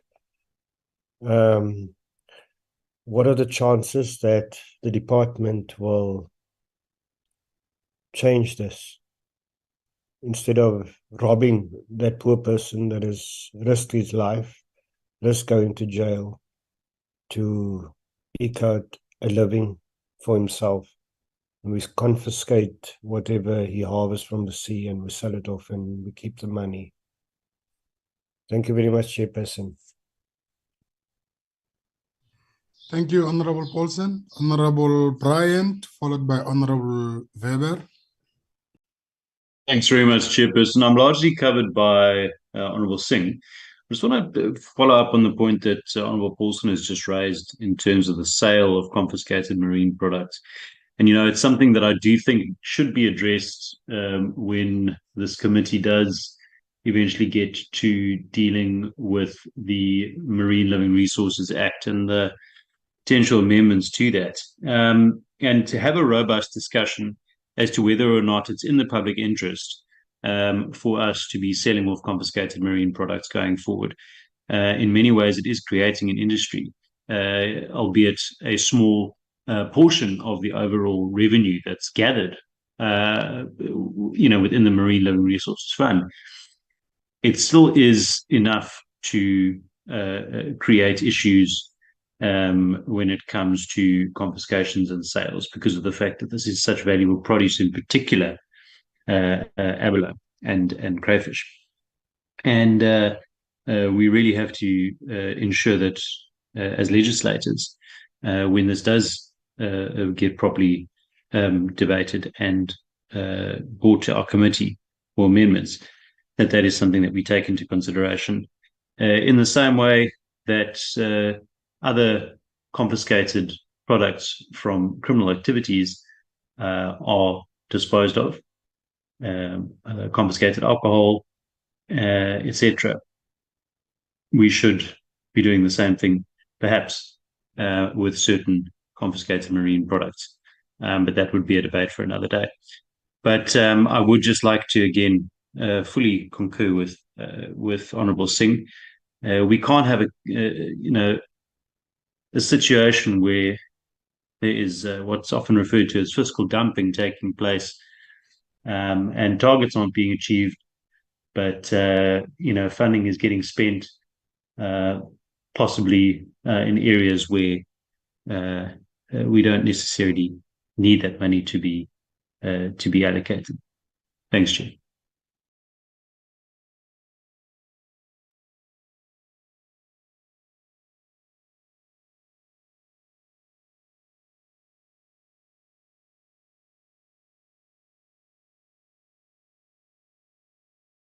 Chairperson.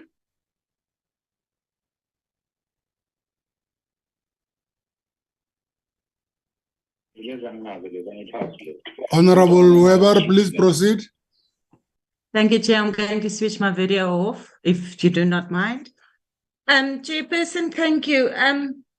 Again, I want to also affirm what Honorable Singh has said. I think that puts it in a nutshell. I do want to congratulate the department on, since 2019, the improvement until now. We are very much aware of the amount of work and the hard work that went into it. I'm also sure, like Minister Creasy said, it's not perfect yet. And although there's just two dimensions they used, a red and green and not a in between orange anymore, that makes it also a little bit more complicated. But so what I want to say here is, for instance, sorry, in my notes I didn't put down the program, but when you spoke about the warning for the protection fires, to warn the people of fires, and that was not, the system was not put in, and the deviation and the reason for that was the example was given the birds. So immediately came to mind that I'm not sure what the issue was with the birds, so that would be lovely to know what the issue was, because then you have to look at priority, at the importance, and you will have to weigh up the processes. And to me, a fire, the threat of a fire, a possible fire, is a lot more destructive, even to bird life and everything. So I actually would like to know what was the reason of making that decision that monies would rather go to whatever reason for the protection and the validity of that, instead of ensuring that the garden route, especially with the heat that is coming up, to prevent the fires. And I want to know if the department actually have a process of weighing up the importance and the priorities of issues like this. I'm not going to say much about waste. I think a lot of the waste issues would have been in the orange if it was there. Waste comes from nothing, and a lot has been done. But as we look at waste today, there is still much to be done. Then I have one concern, Chair, and this is really a concern that it's like a golden thread through a lot of things. And that is things that are late. People, birds, everything around, and it's not necessarily the department, but the stakeholders or people they work with, that they are late and things are not on a timeline. And I do think that as department and we as politicians as well, we need to stick to timelines. There's a reason why there's a due date. There's a reason why these things are there, because there's major consequences when we don't reach it. And I just don't think, for instance, in Program 8, where they speak about the non-responsiveness of a bid, delayed full refurbishment of nurseries. I honestly believe there must be a consequence to this, because that is unacceptable. And that keeps the whole functioning of a whole department, it basically stops it. And things like that should either be punished, is probably not the right word, but there should be consequences to certain things like that. So I just want to bring that to our attention. To me, that is not a reason, that's an excuse, and not coming hard down on the department, but someone being late, things being delayed, whatever the reasons is, we need to become very strict in actually adhering to the due dates that we set for ourselves. Thank you. That's where I will stop. Thank you, Chair. Okay. Thank you very much, Honorable Weber. Are there further takers? That video, the normal one, is on. Can we start with the normal video?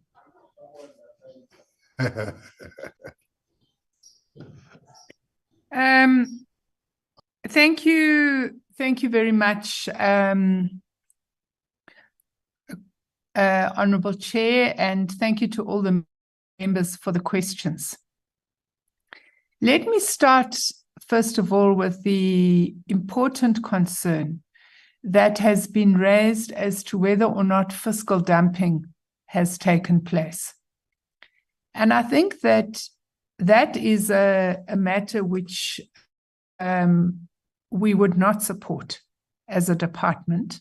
And I think the reason I began my input by saying that we are now dealing with only two indicators. You've either achieved the target or you haven't. And the reason I began with that is exactly to answer this concern that honourable members have. That if we haven't achieved 100% of targets, but we've achieved 98% of spending, what was the money used for? And the only way that we can rectify this is by going back to the old situation to show you what is work in progress, so that you can see that although we haven't achieved 100% of targets, we have nevertheless done considerable work towards the achievement of those targets. So the money was indeed used for the purposes for which it was intended. And I would want to suggest to the DDGs, when you answer the specific questions that have been posed by honourable members, it will be very important to reflect on the extent to which there has been work in progress, and we're not just dealing with a target that wasn't, where nothing was achieved and where there has been dumping. I would very much welcome Honourable Singh's suggestion if we could get as it was with the program, because we would be very keen to share Q1 performance with you. You would see that there has been improvement in performance, and I think that the fact that we're always running so far behind doesn't do justice to the current situation. So I see that the first quarter performance is on the agenda of this term, and obviously we look forward to that presentation. Let me just reflect on an issue that Honourable Weber has spoken about, and I think also other members have reflected on, and that is this question of delays in procurement, but also the important issue that was raised by Honourable Paulson. Why are we going through this procurement process for expanded public works and for other programs? Why don't we just bring in people on a permanent basis? Now, colleagues, I have raised this matter with National Treasury, and I have also raised it in Cabinet. We are required, in terms of Treasury regulations, to treat the creation of expanded public works as a procurement exercise. Now, let me tell you what this means. If you want to go to a remote village in the Eastern Cape and you want to remove alien species, you must put out a tender in that area. In that area, you may find a situation that there are very few formal businesses. You will find a situation that there is no business in that area that has ever responded to a tender. And so what you're going to get is what is called a non-responsive bid. It doesn't mean, Honourable Winkler, that nobody did any work. It means that you are bound by Treasury regulations that may be difficult to implement in areas where you need to do your work. And that is a consistent problem that we face as a department, and it is the problem that has led to the delays in the appointment of contractors for the expanded public works program for a period of years, 3 years to be precise. We've only managed now, after 3 years, to appoint all of the contractors that we are required to appoint. And it's been an enormous undertaking by the environmental programs. We've had to go area by area and assist contractors to be able to meet the terms and conditions that would allow them to tender. And I've raised this, and I've said that these regulations are not appropriate. Why is it that we have an unqualified audit? It's because we've stopped the process that was happening in the previous term of government, where expanded public works participants were appointed on bases that did not meet with Treasury regulations. So it's very important that honourable members understand the linkages between the requirements of Treasury, the requirements of an unqualified audit, and the impact that this has had on performance and the difficulty that our officials have had across programs in making sure that they comply with the necessary processes. This is not an excuse, it's a fact. And it's the reason why we have experienced these difficulties.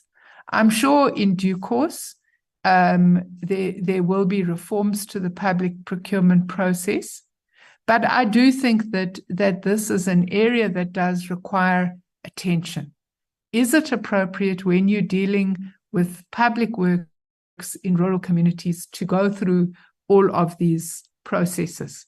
I think we want to rule out chance takers, we want to rule out corruption, but I think that the regulatory environment that we are now bound by does not assist us with the speedy implementation of our programs. And I'm not sure that it's appropriate for the communities where we are trying to provide work, communities where very often there is no other source of livelihood. So I think that it is important to bring this to the attention of honourable members so that you understand the complexities of the balancing act that we have had to work on over the last 4 years in order, on the one hand, to meet all of the Treasury requirements, and on the other, to try and fulfill our procurement obligations under very, very difficult circumstances. Let me just share with honourable members, because this question of the underperformance by our air quality monitoring stations is something that you are going to meet again when SAWS does their presentation. It's also something you are going to continue to meet as we go into the quarterly reports on the Weather Bureau monitoring stations. There is work in progress to procure and to upgrade those stations, to relocate them in safe environments and to provide for backup power facilities. But it's not something that can happen overnight, both because of budget constraints and also because, as we have already explained, there are complex procurement requirements. What we are now doing on a weekly basis together with the Director General is conducting oversight over this process so that we want to make sure that there are no delays and that we are moving speedily towards a conclusion in this particular matter. Can I suggest that the 21 infrastructure projects that Honourable Winkler is requiring, we give you that in writing? I think we may not be able to give it to you off the top of our heads.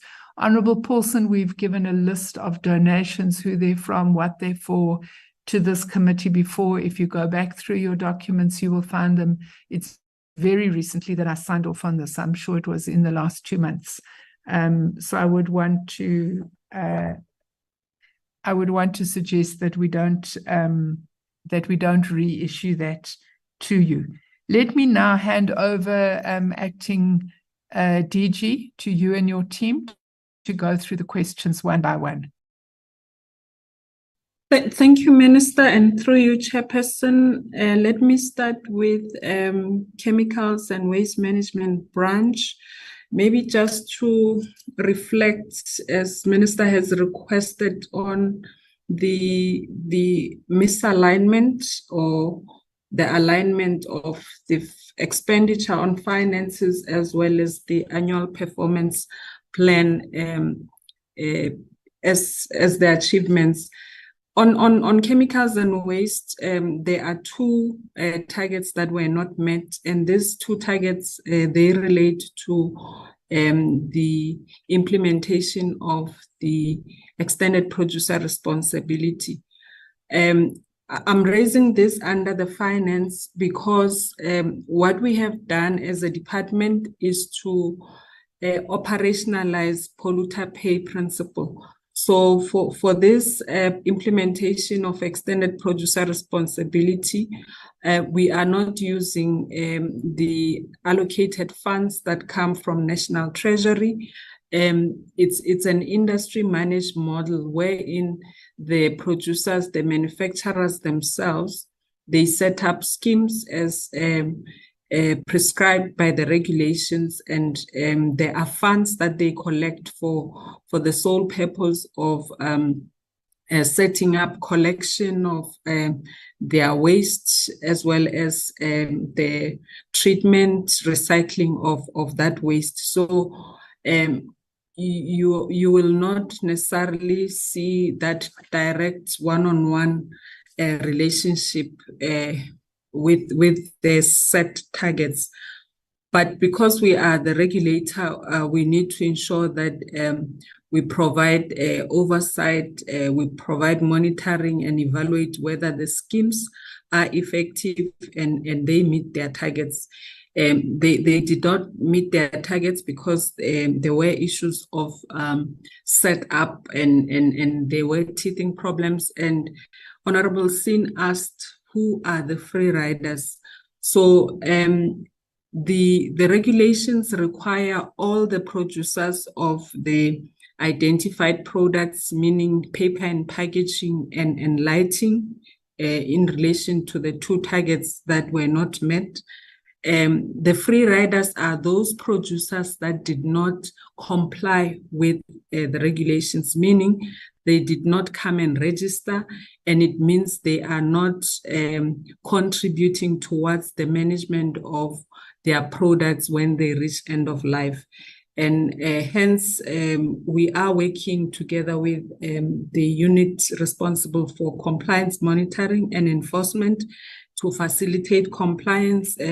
We are utilizing different tactics and strategies to address this, because we wouldn't want to see free riders, because it undermines the system that we have set up. I will then hand over to DDG Kekana to talk to the measures that we are putting in place to address polluters that impact on air quality. Over to you, Ntate Kekana. Thank you, Acting DDG. Without repeating some of the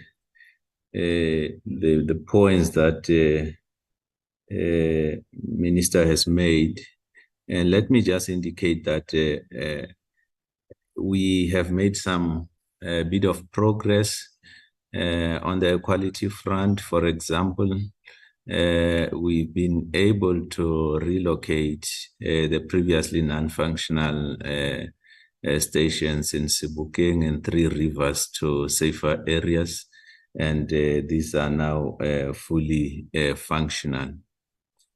But in terms of the overall plan, because we also have a similar concern, although the NACI target of 1 is a long-term target, but we also have a similar concern as was raised by honorable members.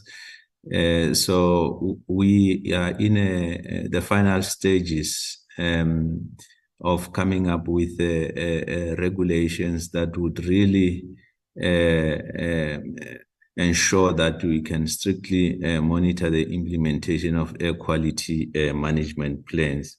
We believe that would go a long way in ensuring that there is compliance with those particular plans, which will get us closer to what the target is about. But just to emphasize that the NACI target of 1, it's something that is long term. It's not something that one achieve in a single year. But the beauty of having that target is then that you can see progressively whether you are moving towards that target, or if you are getting further and further out of that particular target. So we believe that these regulations would go a long way in ensuring that there's strict enforcement of these quality management plans.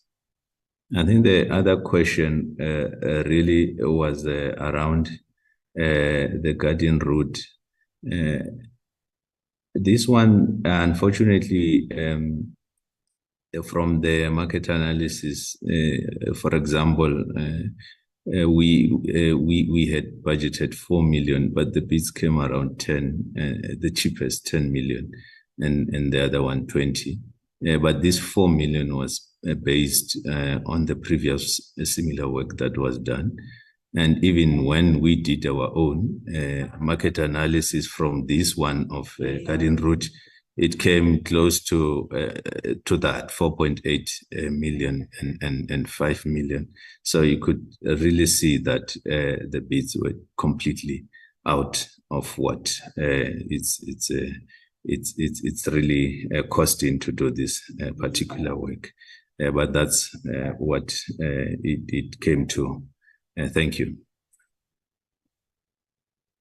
Thank you, Ntate Kekana. We'll move over to DDG Biodiversity and Conservation to address the collaboration that we're having with water and sanitation, specifically addressing strategic water sources. Thank you very much, Acting DG.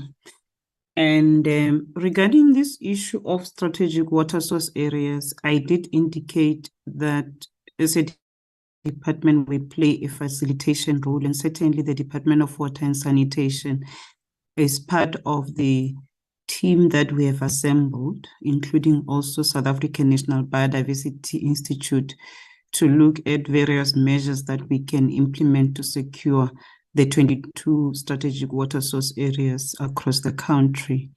The ultimate objective of this particular program is to ensure that these strategic water source areas that form the backbone of South Africa's economy have adequate mechanisms to protect them. Currently, we have a situation where there is no formal protection mechanism for these strategic water source areas. I can also indicate that the Department of Water and Sanitation is also looking into amendments to the National Water Act so that they can include a provision for ensuring that these strategic water source areas are formally protected also. So I am confirming that we are definitely collaborating with the Department of Water and Sanitation and other relevant stakeholders in the team that we have assembled around this particular program. I take it that the Minister has adequately responded to the issue regarding the job creation and the delays that we are experiencing or the challenges in relation to the procurement processes. Thank you very much, Acting DG. Thank you. I think maybe just to also further elaborate on the Treasury considerations with regard to the sale. I had noted that Honorable Bryant indicated that it will be a matter that would also be considered with the bill review of the legislation.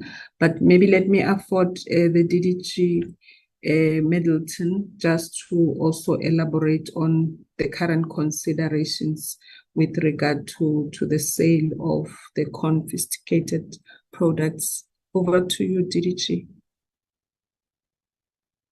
Thank you very much, Acting DG. Yes, as Honourable Paulson and Honourable Bryant mentioned, I have no doubt that when we get into the meat of the amendment of the Marine Resources Act, the sale of confiscated fish and fish products will be one of the very hot debate areas. But just to indicate to Honourable Paulson that we only confiscate fish and fish products that are as a result of illegal activities. We don't confiscate fish from legal activities. And we're not only talking about abalone, we're talking about fish and equipment as well that gets confiscated. That'll be boats and gear, diving equipment, and so on. And where the fish to the sea.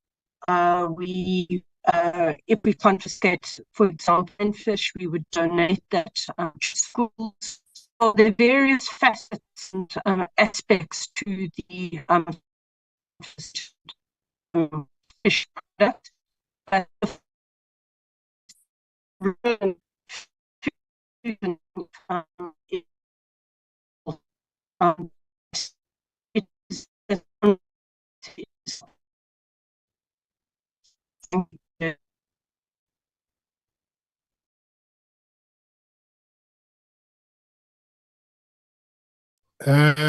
Ms. Middleton, there seemed to be a very serious problem with your network, your bandwidth.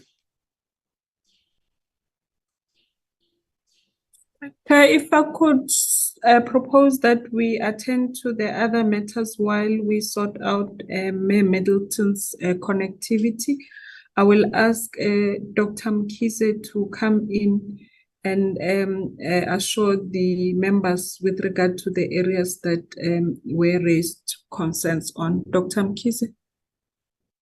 Thank you, Acting DG. The Minister had already responded to the question raised by Honorable Paulsen and the confirmation in terms of us submitting the biodiversity infrastructure list on the number of biodiversity constructed.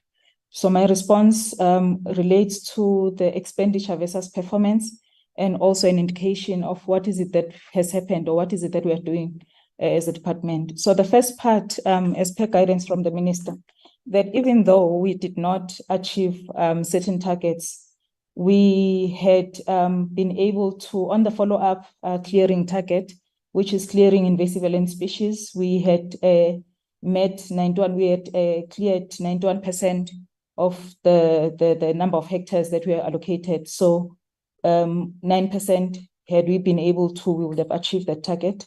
On training, we were at 81% in terms of the people who would have received accredited training. On work opportunities, we had performed up to 88% of the number of work opportunities. I also would like to just emphasize in terms of the biodiversity infrastructure that as a branch, we were required to deliver 22 biodiversity infrastructure made up of 10 constructed and also then 12 renovated. As a branch, although we were able to deliver 22 infrastructure, it is then argued that it's not a green because the 22 is not further disaggregated in line with the 10 constructed and 12 renovated. So there was work that was done in that regard. I also would like to draw the committee to another indicator that is green, that the target had been exceeded in that regard. That's the number of wetlands under rehabilitation, that the annual target was 100, but we were able to deliver 125. So in that regard, I mean, I'm hoping I am giving the assurance that there was work that was definitely done. As an example, in terms of the 91%, in terms of follow-up, the 88% on work opportunities, and also the targets that were exceeded. So that is the first part. The second part is also following up from what the Minister had highlighted, that in recognition of the challenges that we've had on concluding SCM processes. For example, there was one SCM process that was we had to put on hold or cancel rather due to a legal opinion. But last year, in the previous financial year, we initiated a procurement process to appoint service providers for invasive alien plant clearing over a 5-year period, and we've been able to do that. So the work will be on the ground, I mean, from this month onwards. And also what we had done as a department towards the end of the financial year, we used or we opted to use our own project management capacity or personnel to implement projects as much as possible. So where it was practically and legally possible for us to do the work ourselves, we have then done that. And that is the work that we are even continuing with this year, so that we do not only on the one aspect meet the work opportunities target, but also in terms of our other environmental deliverables. Thank you, Chair. Thank you. Through you, Chair, I'm going to request DDG Nodata to come in to elaborate on the transfer of plantations and the considerations that had to be applied after consultation with the communities. Over to you, DDG. Thank you, Acting DG. In terms of the question that was relating to the community that was not able to sign the community forestry agreement, where they cited some issues of capacity. What we have done is through the work we are doing in the master plan, where we have industry participating, we have strengthened that collaboration so that they are brought into these discussions and are able to identify areas where they can support the communities. Linked to this is that we had in the previous year developed and approved a post-settlement support strategy, which we are now implementing. We have started to consolidate some packages that look at issues of capacity building, technical and business support, the legislative related mandates such as integrated fire management and clearing of aliens in their in areas next to river systems. And we are also looking at how we can link with the Department of Agriculture, Land Reform and Rural Development on issues of blended finance, where we can be able to see if we can assist them with some funding, whilst the industry is also coming in with some funding to try and reduce the burden in these communities. So we have identified some training needs that we are also collaborating with the FPNM SETA, where they are assisting us in training these communities so that they can understand the business of managing the plantations, so that as they get the technical support from ourselves and the industry, at least there's also that training that does take place at that level. Yeah, I think Acting DG, that is how I would respond to this question, where we've tried to assist the communities to be ready to take over the management of the plantations. Thank you very much. Through you, Chair. Thank you, DDG. We can go back to DDG Middleton. DDG, you were still on the floor explaining on the considerations with regard to the sale of confiscated items and how we manage that. Thank you, Acting DG. Apologies, I've joined the meeting from my phone. I'm not quite sure what the connectivity issue is. Yes, to respond to the issue raised by Honourable Bryant and Honourable Paulson, I have no doubt that the sale of confiscated fish and fish products will be one of the areas of hot debate when we review the Marine Living Resources Act. And just to indicate that the first prize where we do confiscate fish or fish products, where possible, we return the fish to the sea or to the ocean if we can do that. The second instance where we confiscate lionfish or other products, we will, and it's still in an edible state, we will donate it to schools or to charity. We destroy rotten fish, but our policy does allow us to confiscate and to sell the proceeds of illegal activity, including abalone, but also other equipment, such as boats or fishing gear. But as Honourable Bryant said, I think this is a topic for another day, and it will be one of the themes when we review the amendment of the Marine Living Resources Act. Thank you.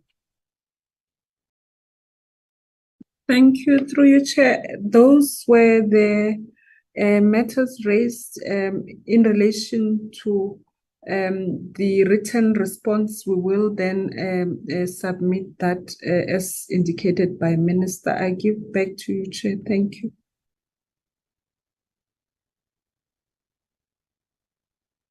Thank you very much, Acting DG. Honorable members, can I check if there are follow-ups?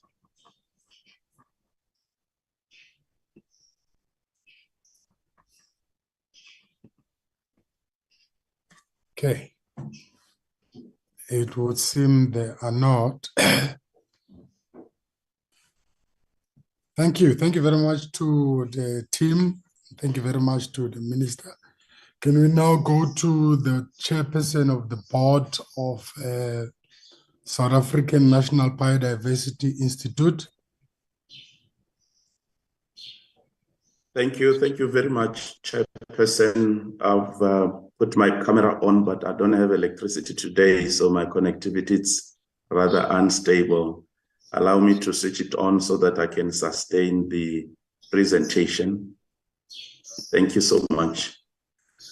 Honorable Chairperson of the Parliament Portfolio Committee, Honorable Modise and honorable members, Honorable Minister Prisi, the Deputy Minister, Sochu, Board Chairpersons of DFFE entities, Acting Director General of the Department of Forestry, Fisheries and Environment, and colleagues in the department, SANBI CEO, management executives, and other CEOs present if they are here.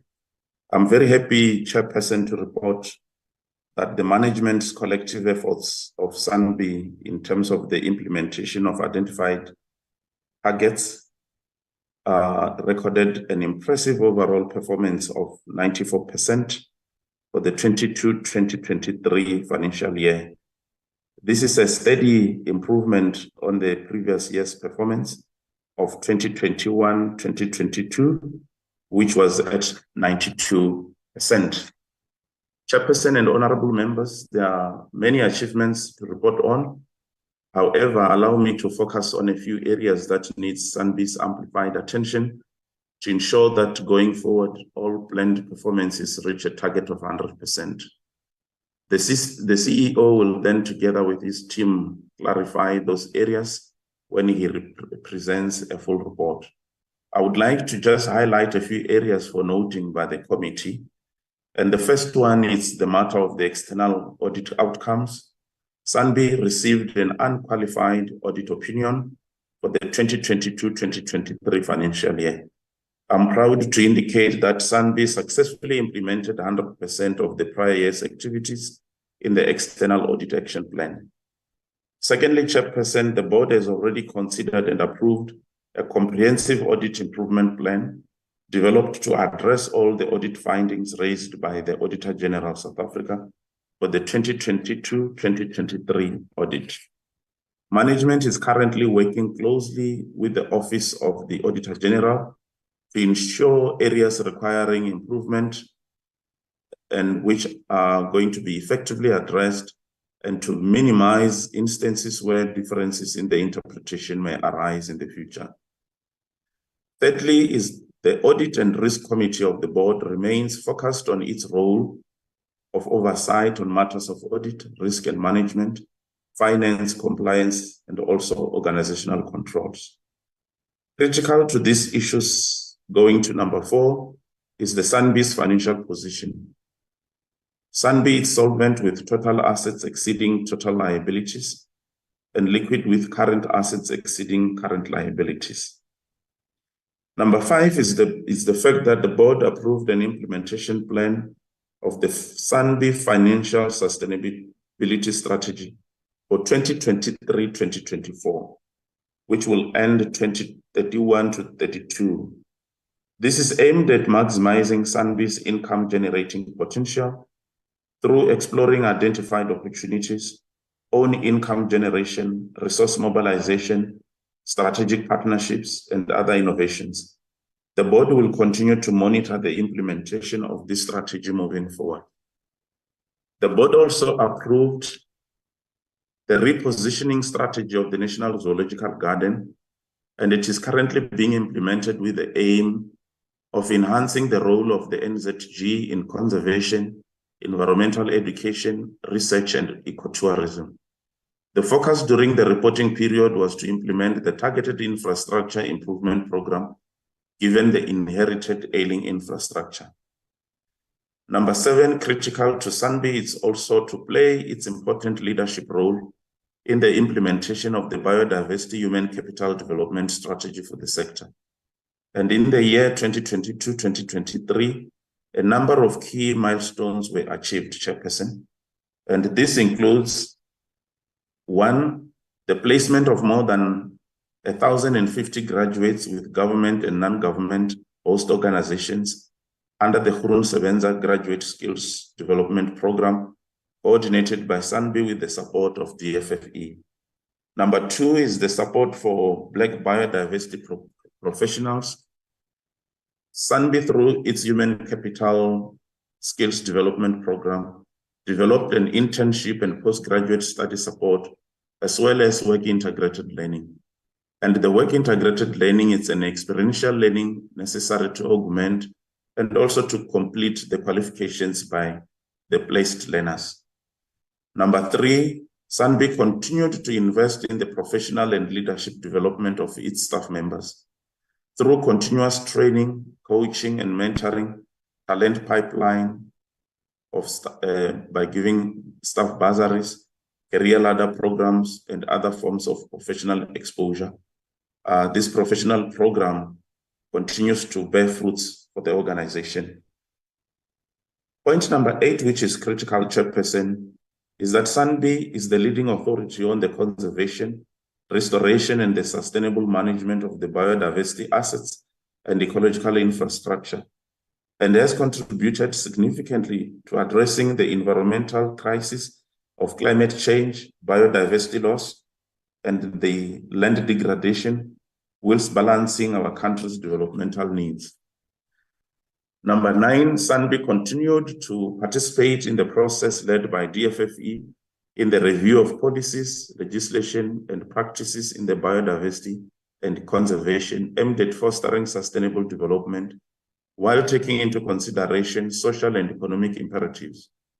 It played a pivotal role in the development and revision of the white paper on conservation and sustainable use of biological diversity and the revised National Biodiversity Strategy and Action Plan. 10, SANBI completed a new institutional green energy and water conservation strategy and implementation plan in 2022 and 2023 financial year. And the plans to expand efforts in the green energy and water conservation projects across SANBI's campuses has been ongoing. SANBI has also provided technical support to a DFFE in its effort to secure the strategic water sources area, which are national ecological infrastructure assets that are essential for water security. This has been mentioned before, Chairperson, as the report by the department was being presented. SANBI provided technical support to the Statistics South Africa towards its publication on the accounts for strategic water sources areas, 1990-2020. These accounts profile South Africa's 22 strategic source areas, which constitute 10% of the land that delivers 50% of South Africa's water. The information in these accounts assists in guiding measures for securing these areas through better management, reducing negative impacts, and restoring ecosystems. We note with appreciation that after a long and hard negotiations, the world adopted the Kunming-Montreal Global Biodiversity Framework with targets for implementation. SANBI continues to participate in the process for domesticating the Global Biodiversity Framework through its critical role in providing biodiversity science necessary for evidence-based policy and decision-making. I also would like to take the opportunity to thank SANBI's network of partners and their significant contributions to the well-being and also to the thriving SANBI. Chair, I would now request the CEO and the team to take the portfolio committee through the details of the presentation. Thank you very much.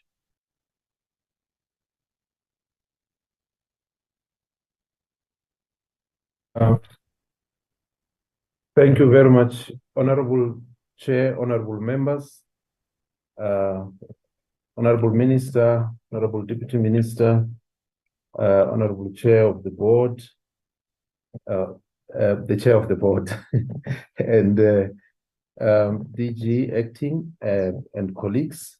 I will be presenting the audited 2022-2023 annual APP, and also my colleague, the Acting CFO, will be presenting the part on the financial performance of SANBI.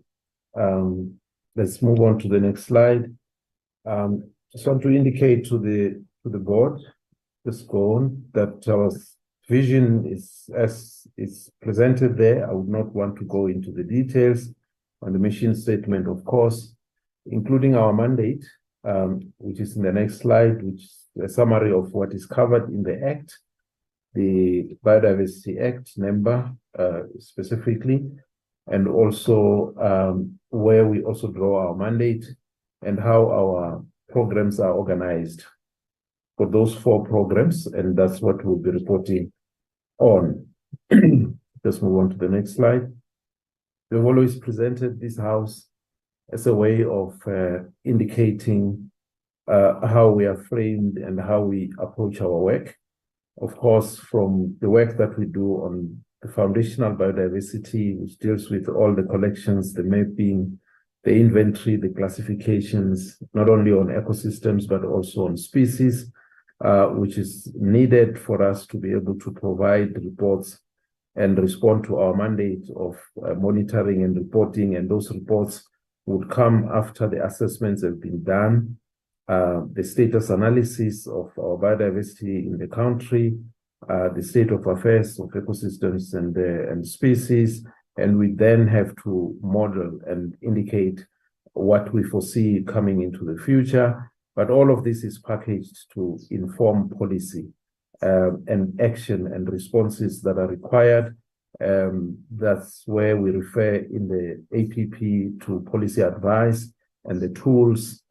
Some of them would come spatially, some of them would come as guidelines, as informed by the science and the research and the knowledge generated through SANBI. And all of that has implications from a socio-economic and ecological perspective. If we may go to the next slide. This slide provides an overall performance of the organization SANBI, 94%, as the chair indicated earlier on. This is an improvement from prior year, which was 92%. We had 49 targets, of which 46 were achieved, and 3 were not achieved. It's just that we are only working on 2 robotic colors. If there was amber in the previous processes, there would have been amber. I will qualify as we move along, but those 3 were not fully achieved. That's why they are indicated as red. Let's move on to the next slide. This slide summarizes those areas. I may not go through the different programs per se, but those are the 3 areas. In program 1, there was an area that had to do with new infrastructure.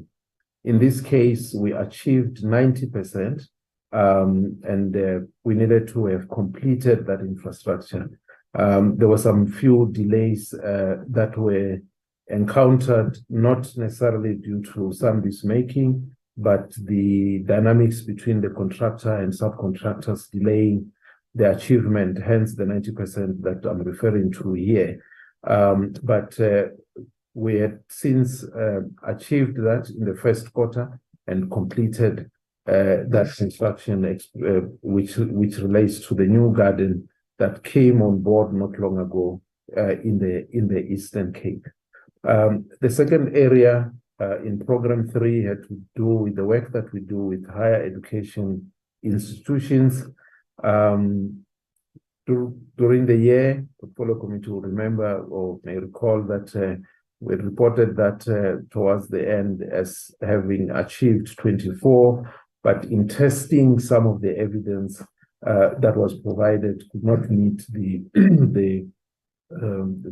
AG's treatment of such, and therefore we agreed on only 16 of those that were deemed to have met the AGSA standard, and therefore 80% achieved, and it's recorded as not achieved in terms of the overall standards that we're using.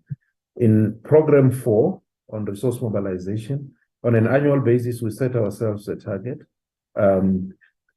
This financial year, it was 95 million that we needed to raise beyond the normal grants that we receive through DFFE, through various means of collaborations. I don't want to call it fundraising, that's what we call it. Resource mobilization is attached to our mandate and also supporting the programs that we should be delivering. So we managed to raise 85.8 million to that effect, which if it's compared to 95, it's 90% of that achievement. We keep it, but knowing that it's quite a tall order. It's dependent on so many external factors, some of them economic and otherwise, but we still feel that it's important that we maintain this target. Those are the three areas, Honorable Chair and Honorable Members, that we had not achieved. As much as they are 90, 80, and 90, we record them as such, and we still want to continue to improve on those. The first one we have managed to achieve. I mean, in the following quarter. I just want to highlight some few things before we look at the areas on finance, without going through each and every program, because those are the three areas that I've referred to. Is that we are hard at work when it comes to infrastructure programs. There's a lot that we do, not only because of some of the infrastructure that we inherited, especially in the National Zoological Gardens, but also that some of our facilities are very, very old. Kirstenbosch, for an example, alone is close to 103 years old, and then we look at the other ones that are even more than 40 to 50 years or 30 years, and therefore there's always infrastructure development that keeps on being done, new and also maintenance. We spend a lot of time also and money in that space to give product offerings to our nation and others that are of good standard. In terms of visitor numbers, we are safe to say that, and correct to say that we've recovered from the COVID-19 period. When we started the year, we were still a bit jittery, but we exceeded the target that we had set, which was 1.2 million to 1.4. We have invested and are investing moving into the future into the green energy and water conservation strategy. I think the chair referred to that as well, that this strategy has been approved, and we are hard at work in all the planning and in some areas also execution to make sure that from a green energy and water conservation strategy moving into the future, SANBI transitions and SANBI does well in that regard. It's cost effective and it saves a lot of money as well. Implementation of biodiversity education program, we invest a lot in that. Nearly all of our gardens have educational programs and all our centers, and we have recorded close to 50,000 beneficiaries out of these programs, and will be continued as such because we feel important for the country to safeguard our nation's assets. If we move on, biological assets, if we move on to the next one, our contribution, I think the DDG BNC indicated strategic water source areas. We play a part in that space from a research, from delineation perspective, from mapping perspective, and all other science work associated with that so that policy could respond appropriately. We also provide policy advice in a number of areas, not only in strategic water sources, in natural capital accounting, science input and data input into that, from what STSSA then will take further on critical biodiversity areas and ecological support areas that support and help when decisions are made in terms of impact management and development. It's done across the board, stewardship and other programs as indicated there. We invest a lot in building scientific capacity and generating knowledge. Some of it comes through assessments, and also research papers. We have exceeded the number that we had set for ourselves, so that we can also influence decision making. It's not only about the narrative, but it's also decision making through information and knowledge that our teams generate in different areas on prioritized areas. Implementation of biodiversity, human capital development strategy, the chair had spoken to that, the placements that are done, and also the support, because we think that and we feel that doesn't matter where people end up, we may take other disciplines, but biodiversity, even for people that are in construction and any other discipline, is still relevant, even in the pharmaceutical industry. Hence our investment in that. Financial sustainability strategy and implementation plan, we are hard at work in implementing that. That has been revised for looking at the next 5 years. We have improved governance. I think the chair did speak about the unqualified audit and the fact that all those issues that were raised from the prior year, 100% have already been done. We've also done that for this 22-23 in putting up the action plan, and we're hard at work to make sure that we cover all those. In terms of employment equity, we are steadily improving year on year. There's an improvement in that. We've covered and provided some of the areas in detail, but we don't want to go there now, but they're in the presentation, just confirming some of the samples of what I was talking about. I would like us to move to the last part that deals with the financials and the audit, which I have referred to some of those. Our acting CFO, I would like to formally indicate that Ms. Lorato Sithole has taken a different role in the public service outside Zambia, still serving the nation. In the meantime, we've requested Mr. Alan Smith to be acting, and he will be providing a brief account on matters finance. Mr. Smith. Thank you, CEO. Good afternoon, Honourable Chair, Honourable Members, Honourable Minister, and Honourable Deputy Minister, DFFE and SANBI colleagues. In terms of the external audit outcome and our set of financial position, as mentioned by the Chair as well, we completed our external audit process on time, and we received an unqualified audit outcome. The outcome is being maintained year on year, and it shows that previous findings were successfully addressed with 100% of the prior audit action plan being implemented. The audit of the performance information covered 2 additional programs this year, which were not part of the previous audit, and we had an outcome of 1 material finding on performance information, a reduction from the 2 material findings in the previous year, even with an extended scope of programs covered.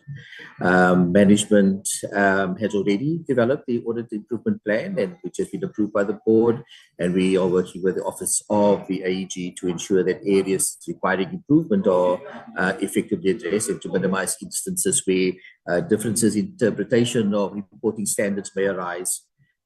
Also, as mentioned before, in terms of our financial position, SANBI is solvent and liquid, and for the first time, SANBI has total assets in excess of R1 billion. So, following slide, please. In terms of financial performance for the year, just highlighting cost of that detail obviously is in the annual financial statements that have been provided.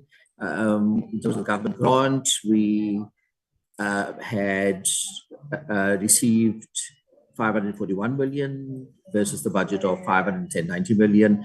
And due to timing delays in the implementation of the Groentebense project particularly, and we had requested for the department to roll over those funds to the next financial year, to this current financial year. In terms of other grants, requests and sponsorships, donations, we achieved 181 million out of a budget of 194 million.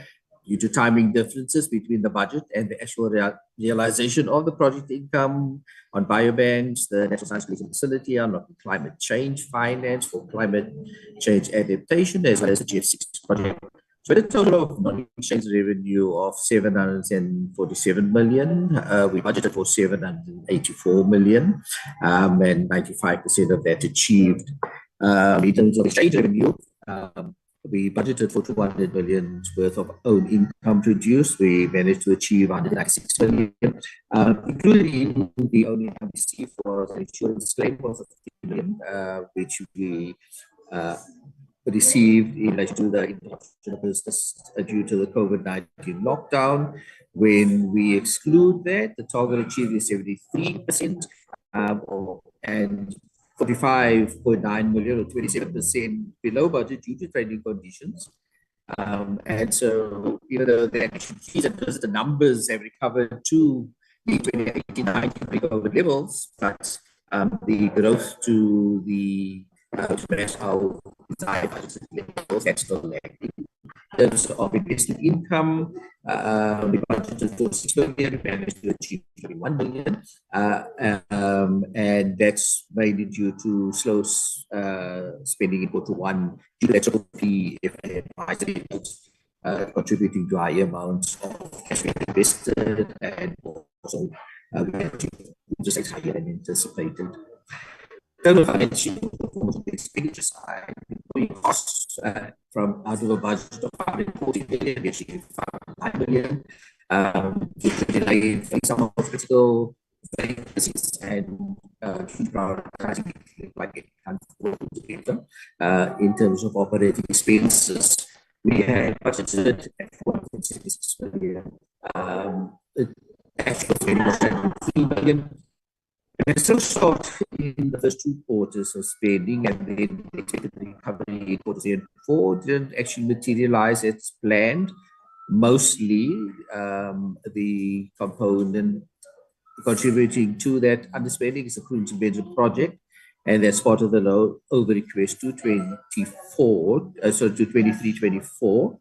And we just want to say that there are adequate commitments already to fully utilize the remaining funds. Our depreciation and other costs are not included in the budget, as they are either accrual items or because in case of depreciation, there's not a cash item. So our total spending 874 million, we budgeted 990 million. We just want to mention our response to the BRRR report. Management is working with AXA on potential areas of divergent interpretation of reporting standards and aligning those. In terms of the AG's recommendation on performance information, we have improvements to performance information that has been incorporated in line with the AG recommendations, as well as due to our internal systems that have been enhanced. Thank you, Chair. Sia, over to you. Just confirm if this noise is coming from your background, Mr. Smith. Oh, yeah, sorry, Chair. Yeah, I'm in an environment where there is a bit of background noise. Oh, okay. Because I've been looking for this person who has a bit of noise and wanted to be a bit decisive. But it's fine. Please come in, Shoni. Thank you very much, Honorable Chair. That is the report, Chair. As I indicated, the 3 areas and also the highlights of some few areas. The rest then is what goes into each of the programs and what we have achieved thereof. So that is the summary that we can provide up so far, representing our annual report. What I just want to indicate at the end, Chair, noting that we are in the 4th year of our MTSF, for this financial year under review, which is 2022-23, we have noted and did an analysis of how far we are in terms of our corporate strategic plan, which is aligned to the MTSF cycle, of course. And we found that this 2022-2023 annual performance contributes a lot towards achieving those 5-year targets that we have set. And I think the prior years also being challenged by COVID-19, I think this brings us to a bit of comfort, and what is remaining, I think most of it will be able to cover for that 5 years in the current financial year. So I just wanted to indicate that, Chair. Thank you very much.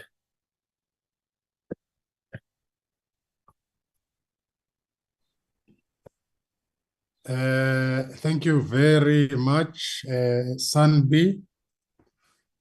Honorable members, may I invite you to engage the presentation of South African National Biodiversity Institute.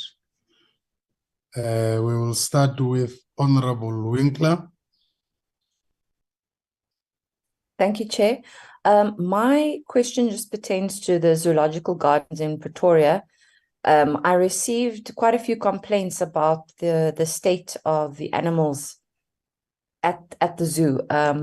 Apparently the enclosures are not well kept. The animals, some of them are not in a good state. There was worries about isolation, and perhaps we can get some feedback on that, please, as to what is happening there. Thank you.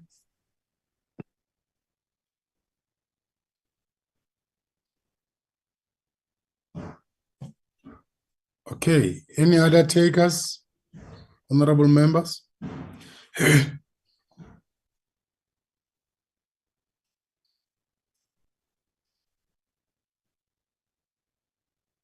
Okay, Shoni?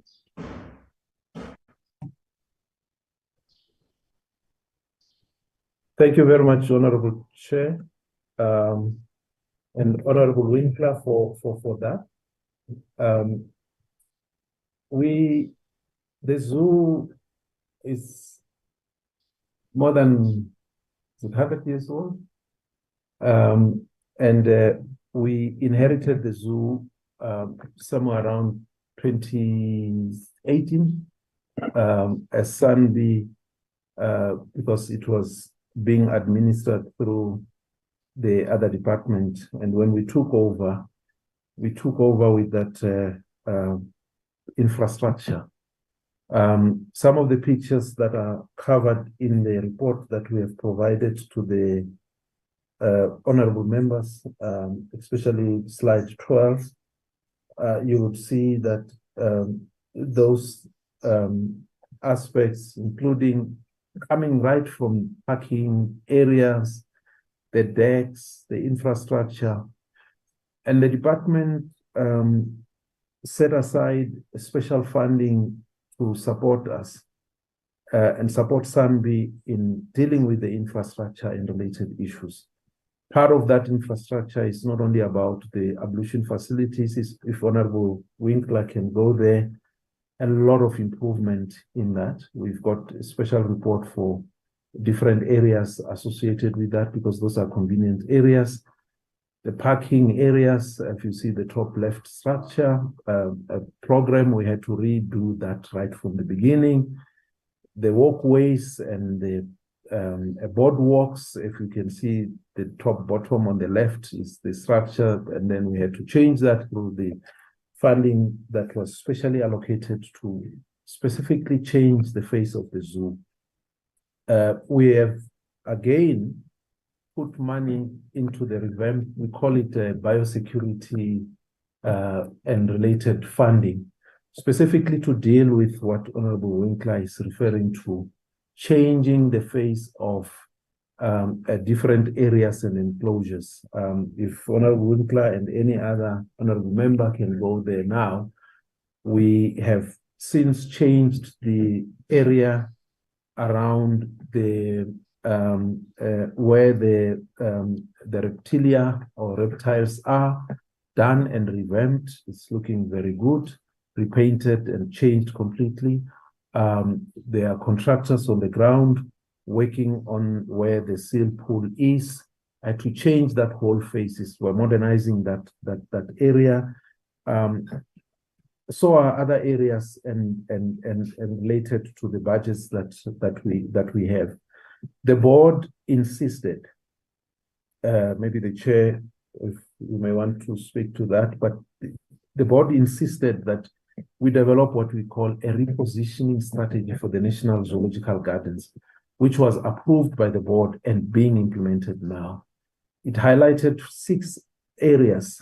Part of that would be what Honorable Winkler is looking and referring to.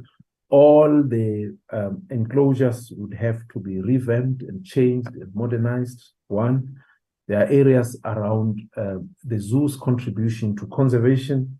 There were very interesting stories in the last 2 or 3 weeks.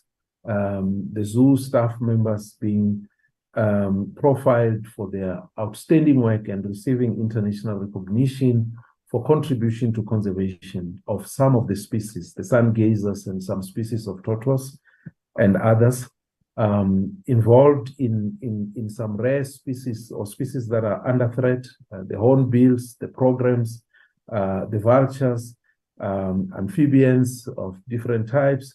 So there are a lot of things that are happening there. The zoo, in its operations, operates under particular standards that are defined. And those standards, some of them, or most of them, are international, some are national. I don't want to go into the details of each one of them. In terms of the standards for enclosures, in terms of the feeding regime, which I think is one of the high standard type kind of an approach that the zoo does. We have resident a veterinary doctor. There were doctors, but we're still also adding on, and the nursing team as well into that space, people that are dedicated to deal with animal husbandry on a daily basis. And beyond that, we have partnered with others beyond the NZG and beyond SANBI, who are specialists in different areas as partners in the process of assisting with the matters of animal husbandry and welfare. One of the critical elements of the repositioning strategy is this issue of welfare. It's very, very, very, very, very important, and we'll continue to improve on that. So as we continue with the rollout of this program and also the implementation of the repositioning strategy, we are seeing a lot of improvements, and the standards that we are maintaining internationally are uploaded in many respects. So that's how far I can go into that. Perhaps maybe at some point later, if the schedule is provided, to provide the details of that going, and the presentation to that effect of how things were, how things are now with all these interventions, and how things will be. We are more than ready also to do that. Thank you very much, Honorable Chair and honorable members. Suffice to say that we are always cognizant as SANBI and committed to the highest standards of welfare of animals. Thank you. You don't have to worry, Mr. CEO. We will come and satisfy ourselves. The pictures, we must confess, they look very beautiful. And the people who appear there are also very beautiful. But we will come there. Be rest assured. Honorable members, can I invite you to engage the presentation of SANBI? If there are further questions for clarity or concerns that you would like to raise with the annual report.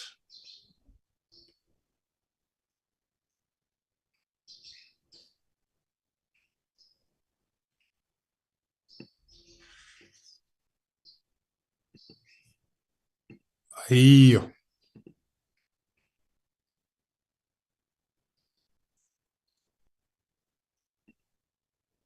Okay. No. Go tlogetse.